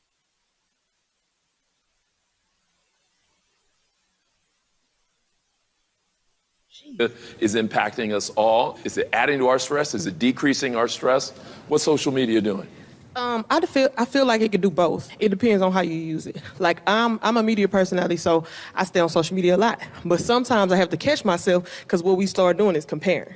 I just turned 32 this year. I don't have children yet. I'm not married yet. And I know I'm not ready for it yet. So sometimes, you can get caught up if you see all these different pictures and, our first home, we're expecting, you can get caught in your feelings. I feel like that goes back to self-care. You have to take care of yourself. You have to take breaks. Like, even though it's good for my business for me to know what's going on, at the same time, I just stayed off social media for 3 weeks. I took a little pause because I needed to do it for myself. Because you have to, like she said, you have to be in control of your thoughts. Thank you. I'm glad you said it, because I was thinking it. I thought that was a goddamn tranny my damn self. Do you see this motherfucker? If she ain't a tranny, she got to be a defensive end for the Titans. Thoughts. Thank you. Our first home, we're expecting, you can get... About social media, I feel like social media is impacting us all. Is it adding to our stress? Is it decreasing our stress? What's social media? At defensive end for the Tennessee Titans, number 95, Big Girl Purple. What are you doing? I feel like it could do both. It depends on how you use it. Like I'm a media personality, so I stay on social media a lot. But sometimes I have to catch myself because what we start doing is comparing. I just turned 32 this year. I don't have children yet. Ooh-wee. Man, you can see the miles on that body. You can see the mileage on that body. 32. And look like she's 52. Tell me that don't look like the old lady that's still going to the tavern on the weekend. But she a little old, so she leave at about 8:30 because she got to get in the bed by 9. Tell me that. No kids? That ain't nothing but a bunch of bad eating and getting fucked on by niggas. Got the lace front popping and niggas is running all through that. I know it. I'm not married yet. And I know I'm not ready for it yet. So sometimes, you can get caught up if you see all these different pictures and, our first home, we're expecting, you can get caught in your feelings.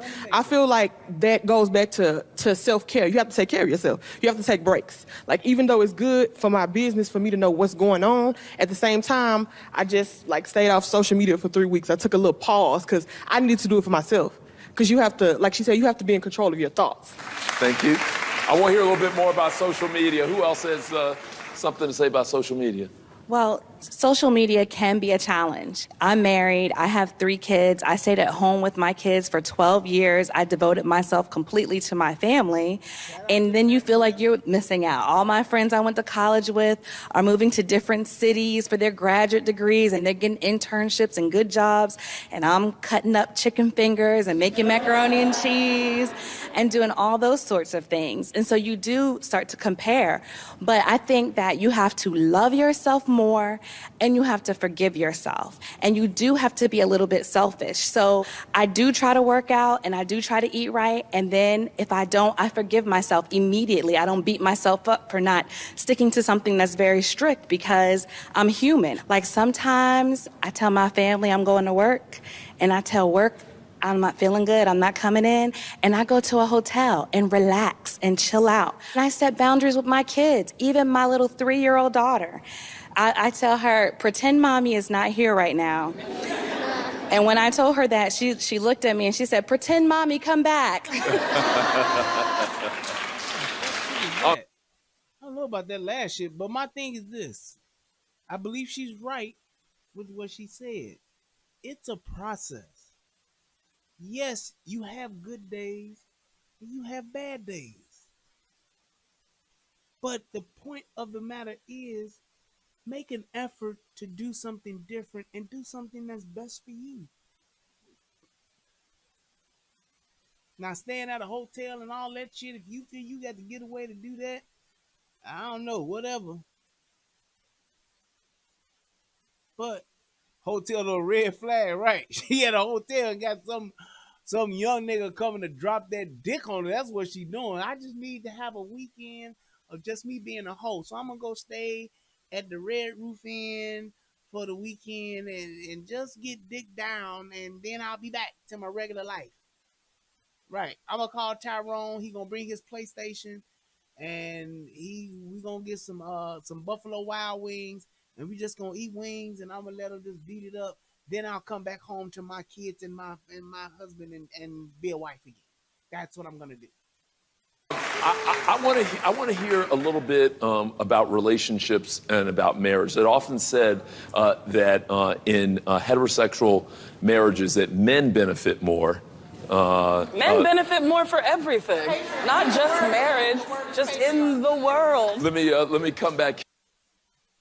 And here we go. So in a land where a woman gets half, in a land where if a woman gets pregnant, the man instantly has to pay, in a land where if a woman gets pregnant, she has total control on the pregnancy. If she wants to have it or if she don't, she can either be a murderer or not. In a world where if a woman makes an accusation, the man instantly loses his job, is instantly treated as though he is guilty and will lose everything. Men benefit from everything though, right? In a world where men do nothing but give to women, take care of women, provide for women, in this same exact world, I just named you 6 things that a man does for a woman and how a man suffers from the choices of a woman, but men get everything. Right. In a world where 70% of divorces are filed by women, that benefits the man, doesn't it?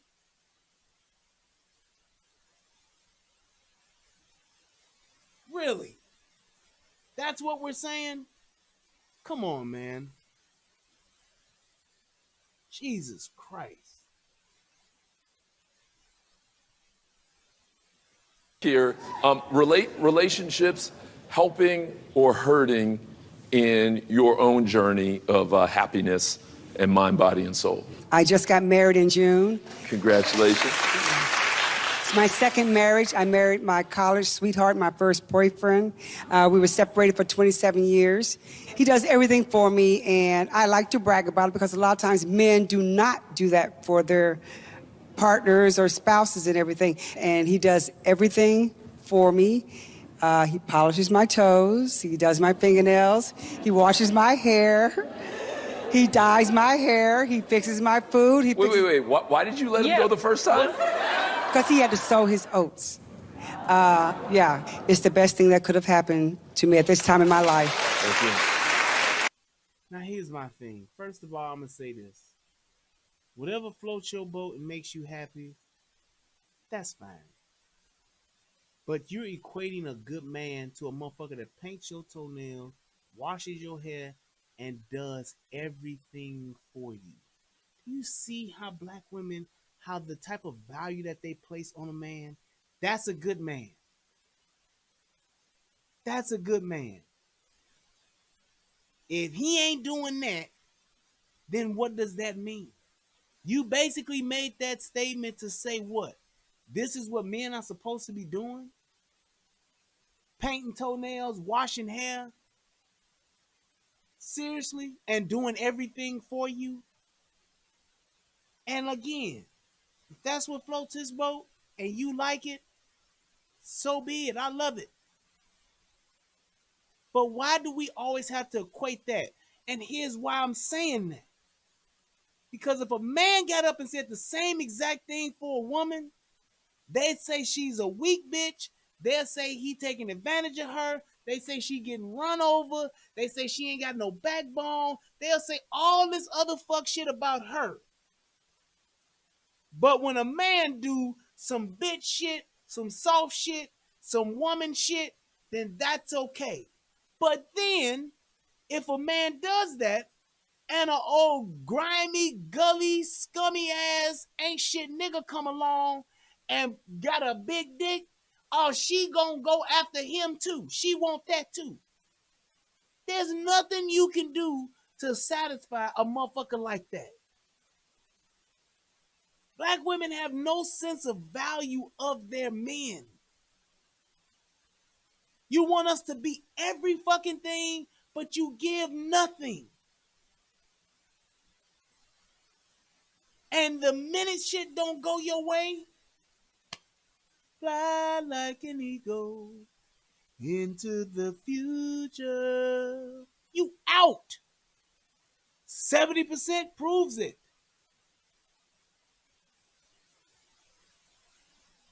I'm telling you, it's like y'all clap to thunderous applause. Yeah, girl, she got her one. And the minute that nigga done come and knock at your door, girl, please, he too soft for me. I want Tyrone. Nigga put a motherfucker, wear some Timberlands to bed, put his foot on your neck while he fucking you from the back. That's what I want. That's the reality of it. These motherfucking women don't know what the fuck they want because they don't have fathers. They don't know what to value because they don't have fathers. They don't know how to even interact with men. They don't know how to even deal with male energy. They don't know how to talk to men. They don't know how to treat men. All they think is if I'm giving him some ass, he should be good. And that's a bunch of bullshit. And the minute shit don't go the way they want it to be, they out of there anyway. So why would a man learn how to paint toenails and wash hair just to be motherfucking kicked to the curb for a thug ain't shit nigga or for a nigga that got more than him?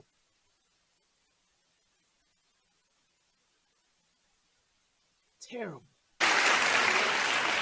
It's such a fucking false sense of reality that these motherfuckers keep trying to fucking perpetuate. It's not real. And they try to make it though like it is when what they're saying and what they're doing are two different things. They talk queen shit, but they do fuck shit.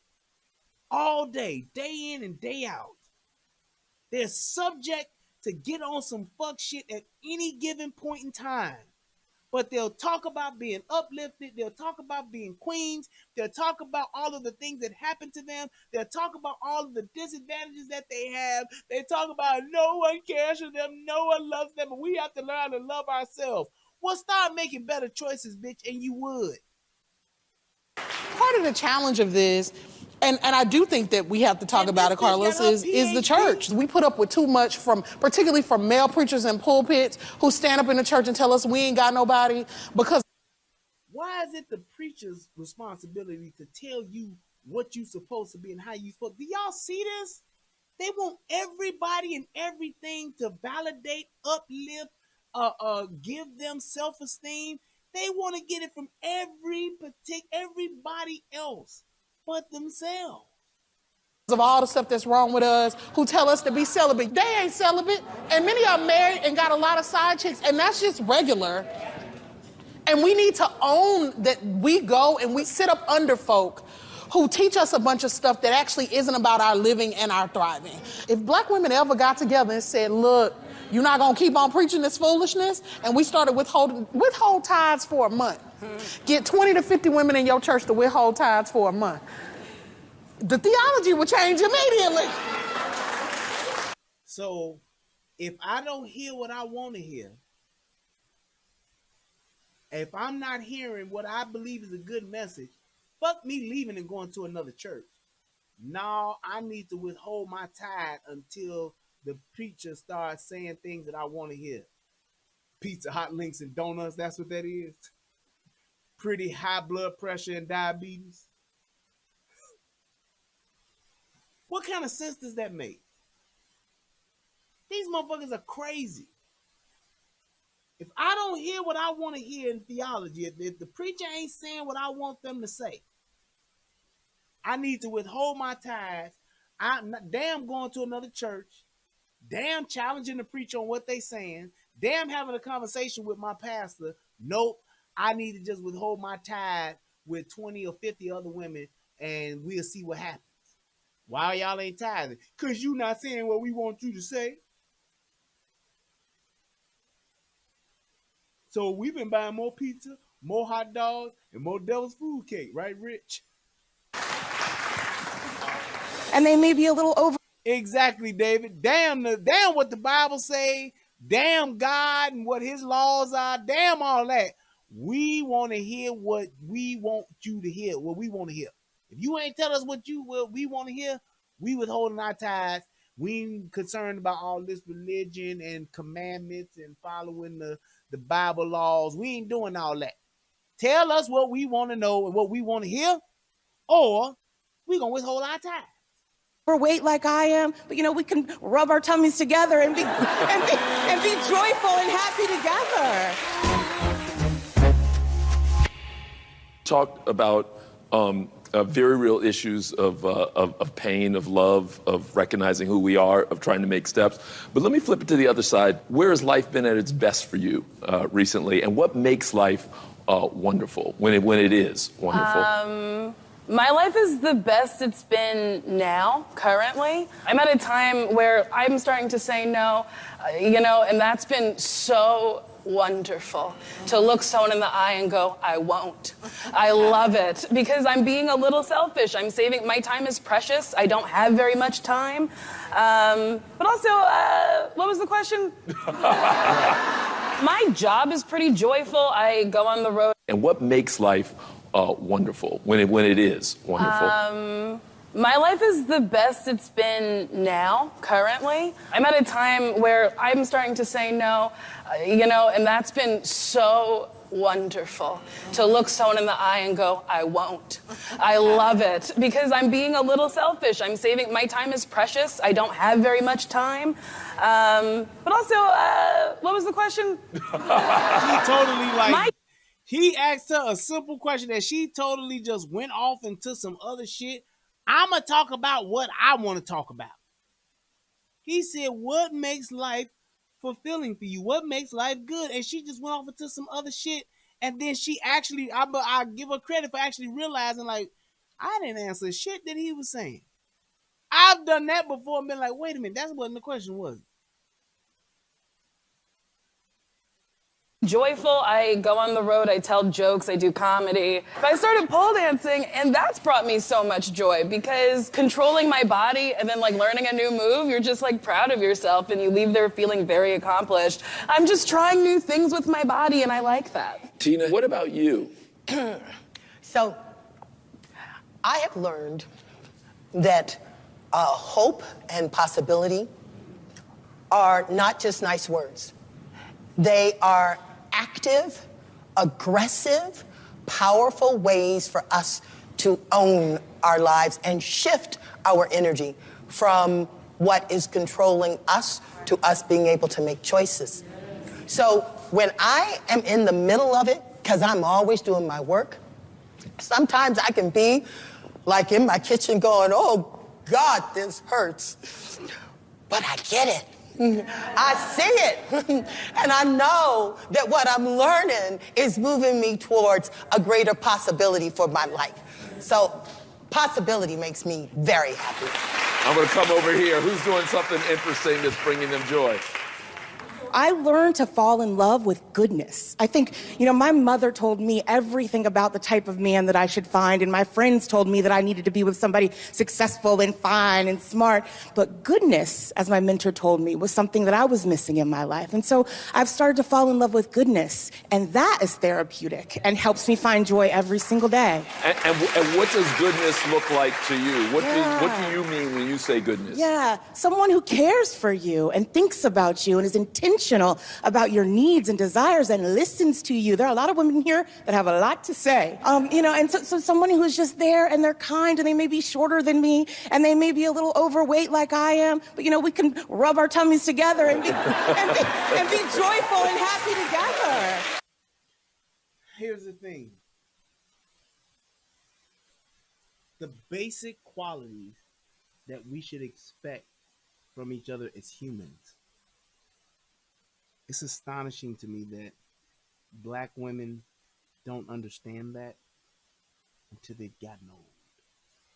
Until they've gotten old and fat. Until their breasts are sagging. Until their cellulite is popping. Until their ass is drooping. That's when they start looking at human qualities. You notice that? It takes age to humble a Black woman, if it happens at all. When they old and sagging and tired, done been ran through, don't want to go to the club no more because everybody know them and all the regulars done fucked them. And that's when they start looking for goodness in people. That's when they start looking for somebody who's just going to be a decent person. All your good years have been wasted on ain't shit niggas. Now, you want to be celibate and find a good man and get married and have a husband and have a family and live the rest of your life happily ever after. After you've led the good years of your life doing fuck shit. It's funny. Yeah. Thank you so much. Let me come right over here. Just being a strong Black woman every day in America and living, going out into the world and coming back, that gives me the utmost joy. I have no idea what the fuck that means. Just being a strong Black woman in America and doing all of this and just living gives you joy. It made no sense. He asked a simple question. What gives you joy? Being a father, raising my daughter. What gives you joy? Having a home and being able to pay my bills. What gives you joy? Being able to work a job that I truly enjoy. What gives you joy? Working with people that I have a good time with. That gives me joy. Being able to come home and cook in my kitchen, barbecue, hanging out, smoking a cigar, gives me joy. Being able to listen to music while I have a drink gives me joy. Being able to have a YouTube channel where I get to talk and bring up points about what I'm thinking and talk with people about issues, having conversations that make us better. That gives me joy. Being able to be a part of Soto Nation and being able to encourage people and to help people and to give advice. Being able to hang out with friends and family. That gives me joy. Simple fucking questions should have a simple fucking answer. Jesus Christ, they just overcomplicate shit and do everything else, but just answer with a direct answer. What color? What's your favorite color? Well, I have plenty of different favorites because it depends on the mood that I'm in. And if it's on a Tuesday, I might like pink. But if I'm on a Thursday, I might like... What? What the fuck is your favorite color? I didn't ask about all that extra shit. Jesus Christ. Right, good wine gives me joy. A sweet red gives me joy. It's that simple. Being with my wife and spending time with my wife as a family brings me joy. Making love and having sex with my wife gives me joy. Having an orgasm gives me joy. Thank you very much. Last year, I was diagnosed with breast cancer. What was funny about it, my husband and I, we were in the garage and we were talking about, well, I wanted to be a little bit more enhanced. And little did I know I was going to get it. So I had a double mastectomy, got my girls, and that brought me a lot of joy because... Now, she actually answered the question. Getting me some fake titties after I had breast cancer gives me joy. I had a double mastectomy, and now I got some perky fake tits. Gives me joy. Fine. Because a lot of times you hear cancer, you think, oh my God, I'm going to die. Or you think something negative. Well, I found that one little joy, and I'm very, very happy. I totally get it. Thank you. She answered the question. Having a mastectomy, having breast cancer, getting a double mastectomy, and then turning it around and getting me some fake titties gives me joy. Asked and answered. Thank you. But you see, she has a husband. Aha. Aha. Ah, what do you know of funny? You come over here. What has brought you joy? Being among so many black women brings me joy because I don't feel like I relate to a lot of people who look like me. I don't see a lot of people who look like me on a regular basis. I don't have very many or maybe any. I have one African-American friend. So, I mean, it's good to see and it's good to hear, and this has been a good experience for me to live with. What brings me joy is motion. Is that motherfucking the black version of Cousin It? The fat black version of Cousin It. What in the fuck is going on here? Seriously? Do y'all see this shit, man? Come on, man. Look at this motherfucker. Looking like Barry White in drag.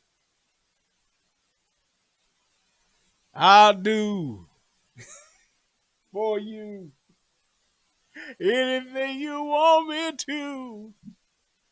God damn. Boy, that bitch look like she about to start singing The Secret Garden. I've never wanted someone as much as I want you. Oh, come on, come on. Oh, wait, hold up. Oh, the fuck.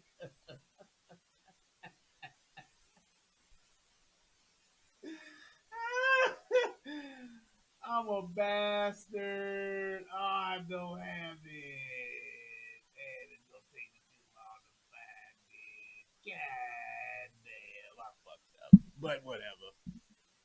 Tell me this motherfucker ain't about to sing some Barry White. And to move freely throughout. Little did I know I was going to get it. So little did I know I was going to get temptations, and instead of going into the pity party, I carried a lot of bags and carried a lot of bags.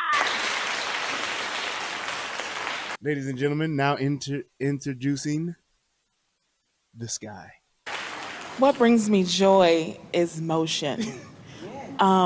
Just the ability to move and to move freely throughout this world is really wonderful to me.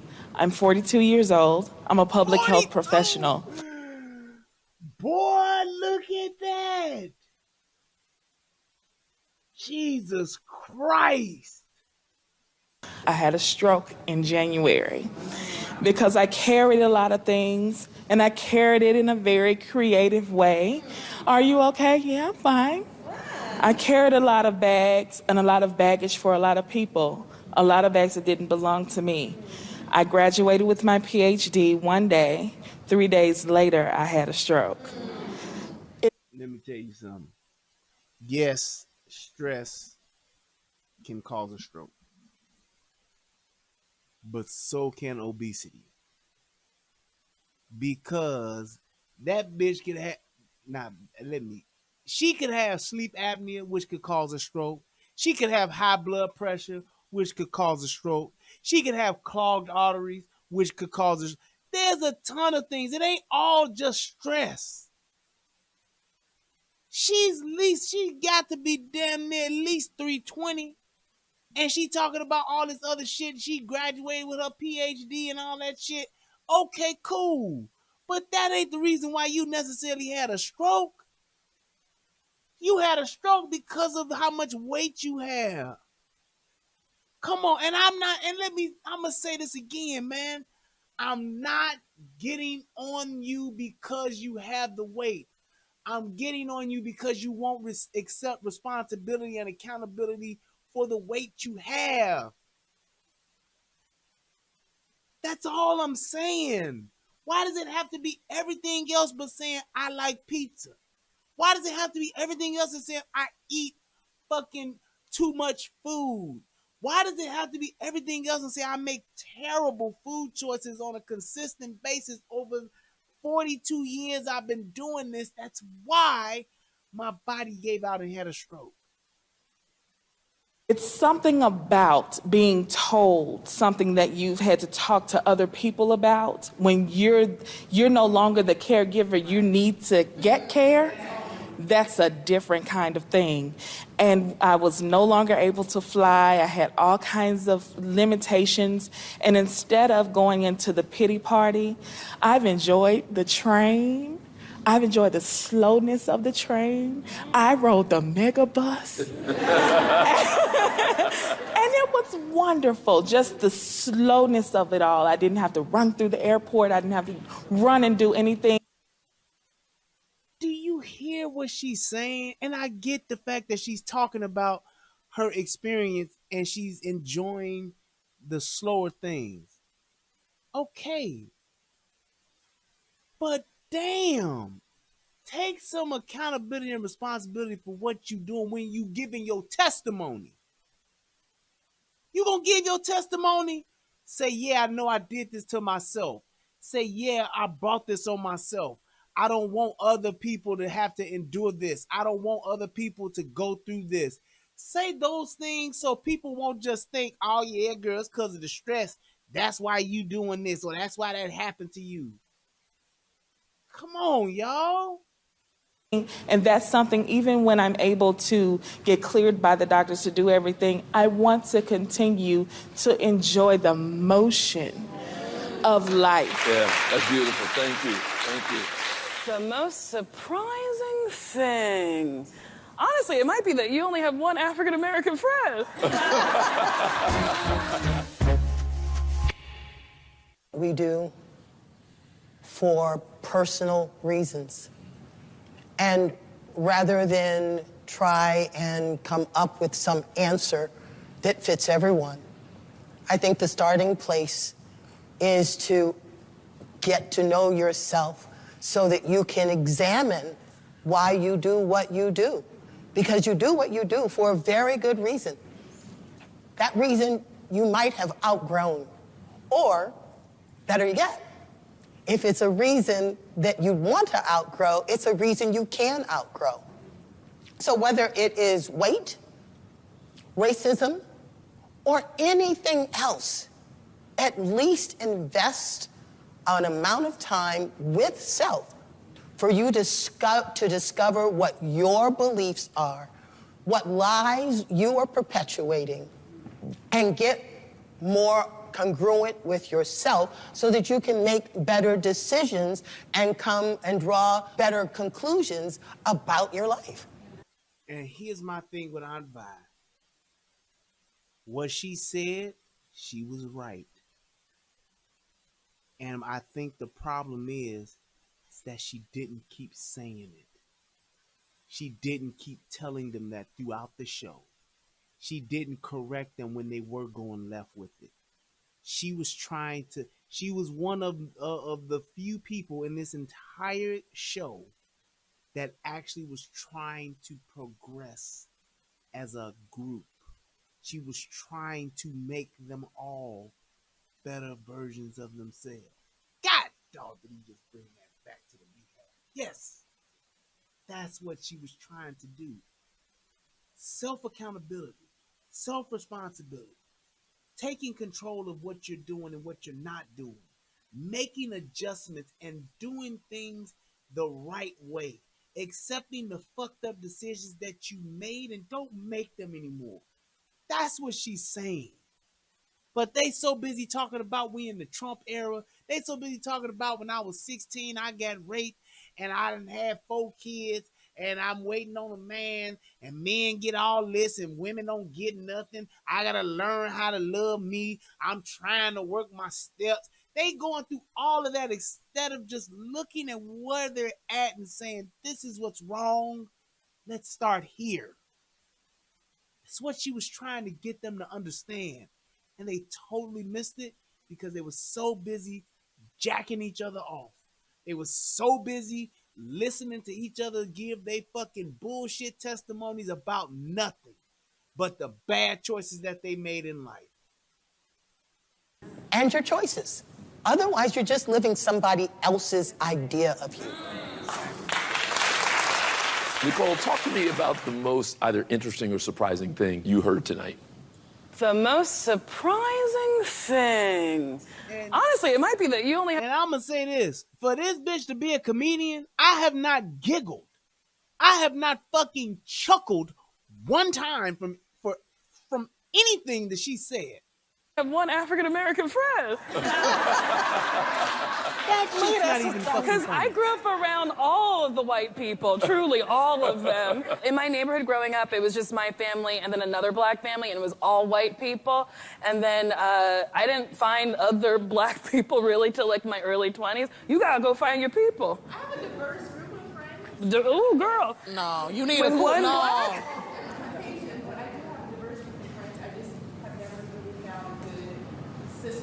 Mm-hmm. This could be my head. That's right.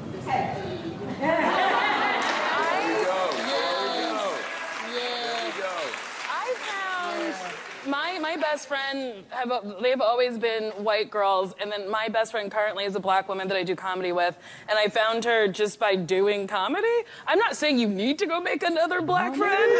I'm not trying to critique you at all, but I think maybe...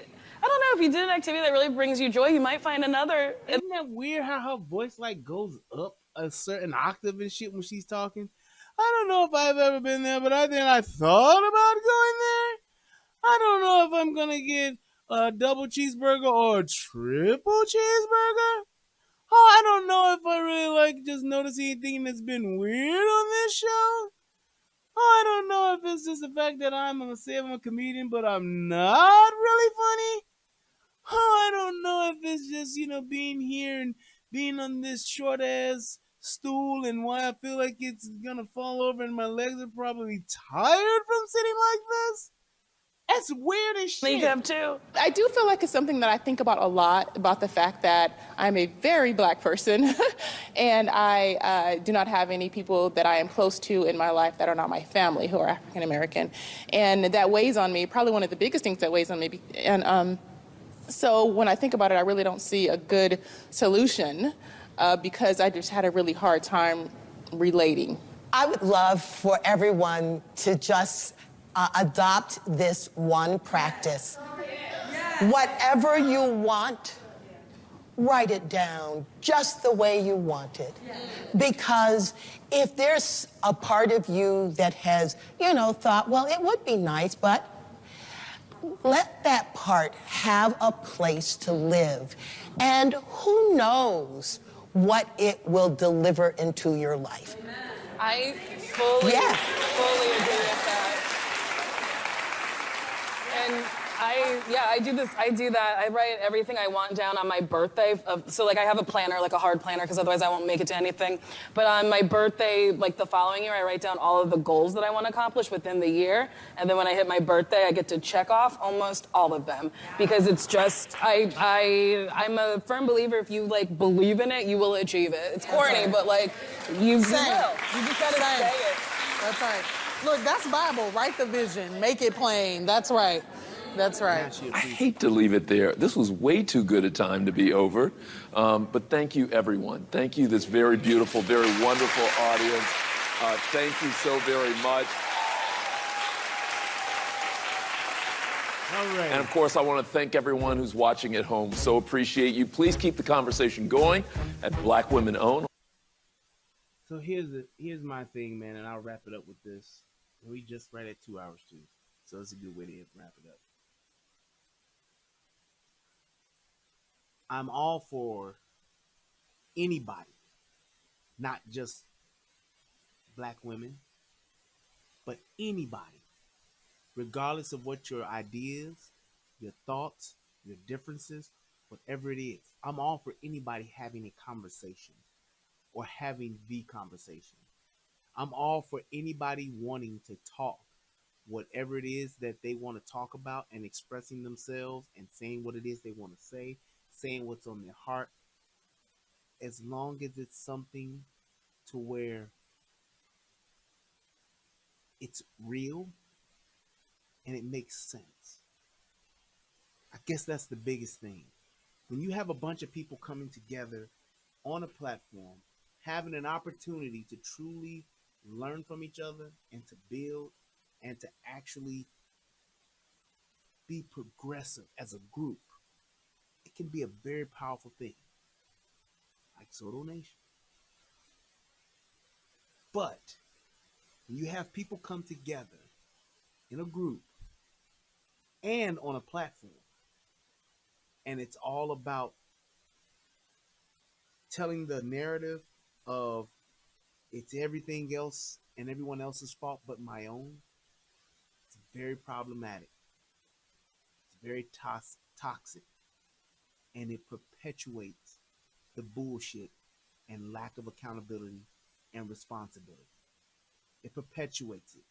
And it makes it to the point to where you get nothing done and you perpetuate the lie. You perpetuate the untruth. You keep the bullshit going, essentially. That's what it does. And that's why I did this video.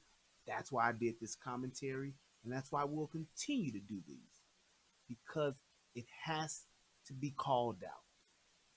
Because people will watch this shit and will hear things that sound familiar to them. They will hear the things that people say, oh, that happened to me too. And they will just liken to and identify with what they're hearing because their experiences are similar, and that's it. They won't do any work. And they'll still be saying the same thing. You got to just pray that thing away, girl. You have to just hope for better. There has to be an action, and there has to be a call to action, and there needs to be an expectation for us as Black people, Black women, Black men, Black boys, Black girls to take action and do things different when we see that there are things that are wrong. When we see that there are things that are not working. If it's broken, fucking fix it. And sometimes you have to fix it just by doing something different to put you on the path to fix it. I can look at a house and it can be fucked up from flood, fire.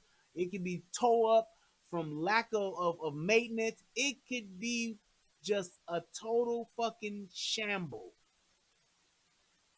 But until I pick up a hammer and take a plan and start doing something, until I start actually physically making things happen to the house that it's different, it will never be rehabbed. And it will only get worse. And it will only be perpetuated to be in its shambled form.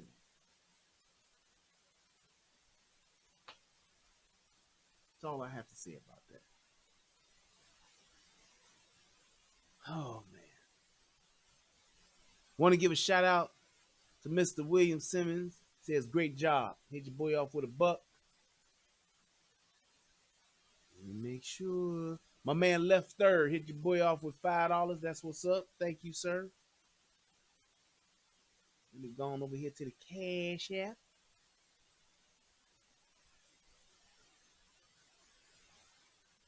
My man Brass Man Taker hit your boy up with $2.50. Thank you, sir. Then my man Richard Ford hit your boy up with $10. That's what's up. Thank you guys so much, man. I appreciate everything that you guys have done. I appreciate your support. I appreciate all of the time that you guys decide to click the like, to subscribe, to just watch me, listen with me, interact with me, and just put up with me, man. I appreciate it. I really do. I hope that this video helps somebody else become a better version of themselves. Click the like button. Click the subscribe button. Check out the United Guns of America. Oh, I did want to address one thing over here on the UGOA side.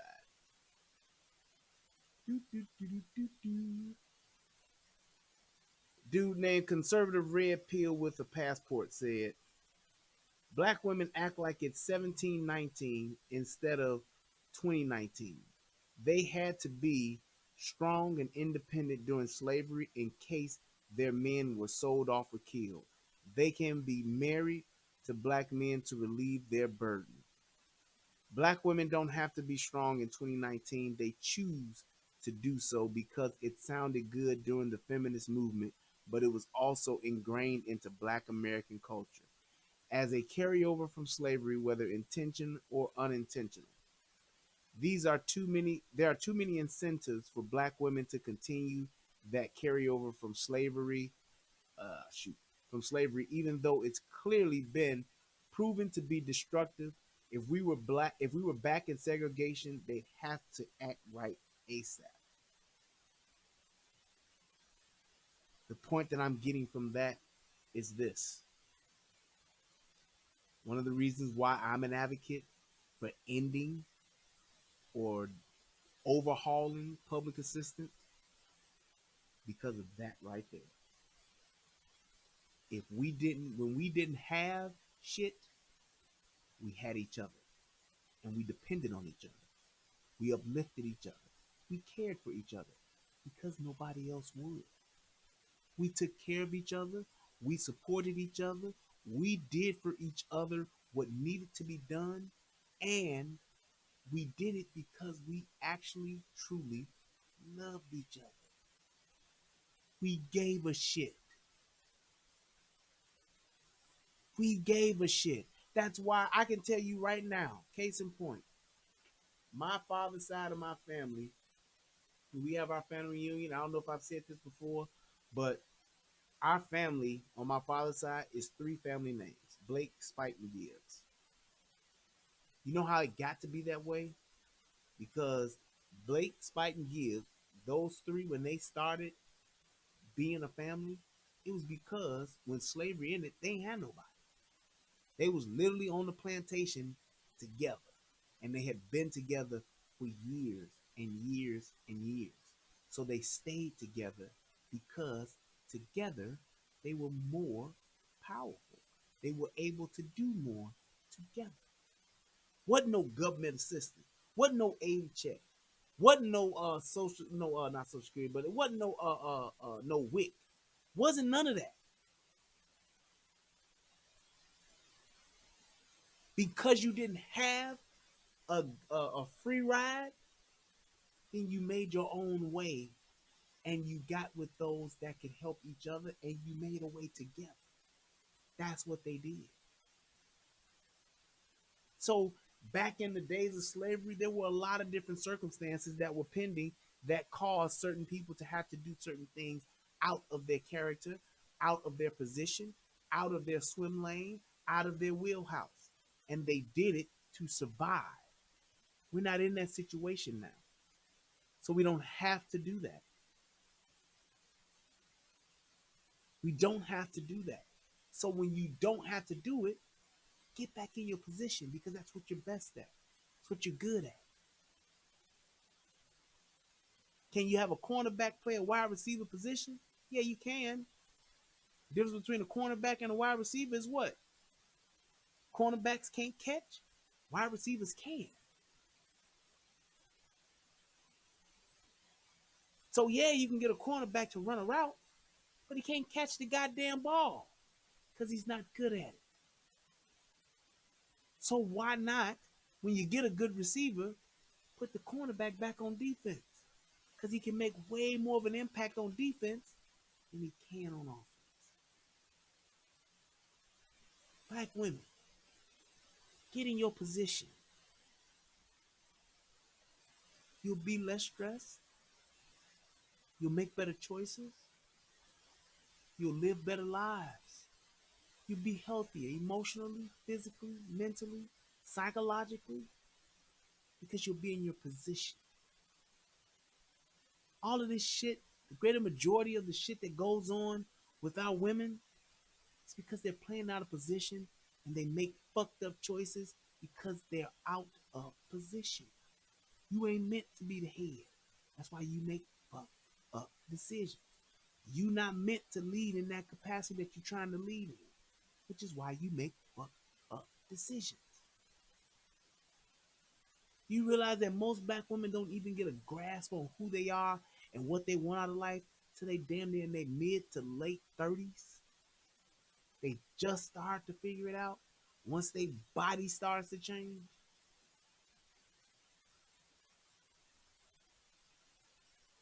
Just saying.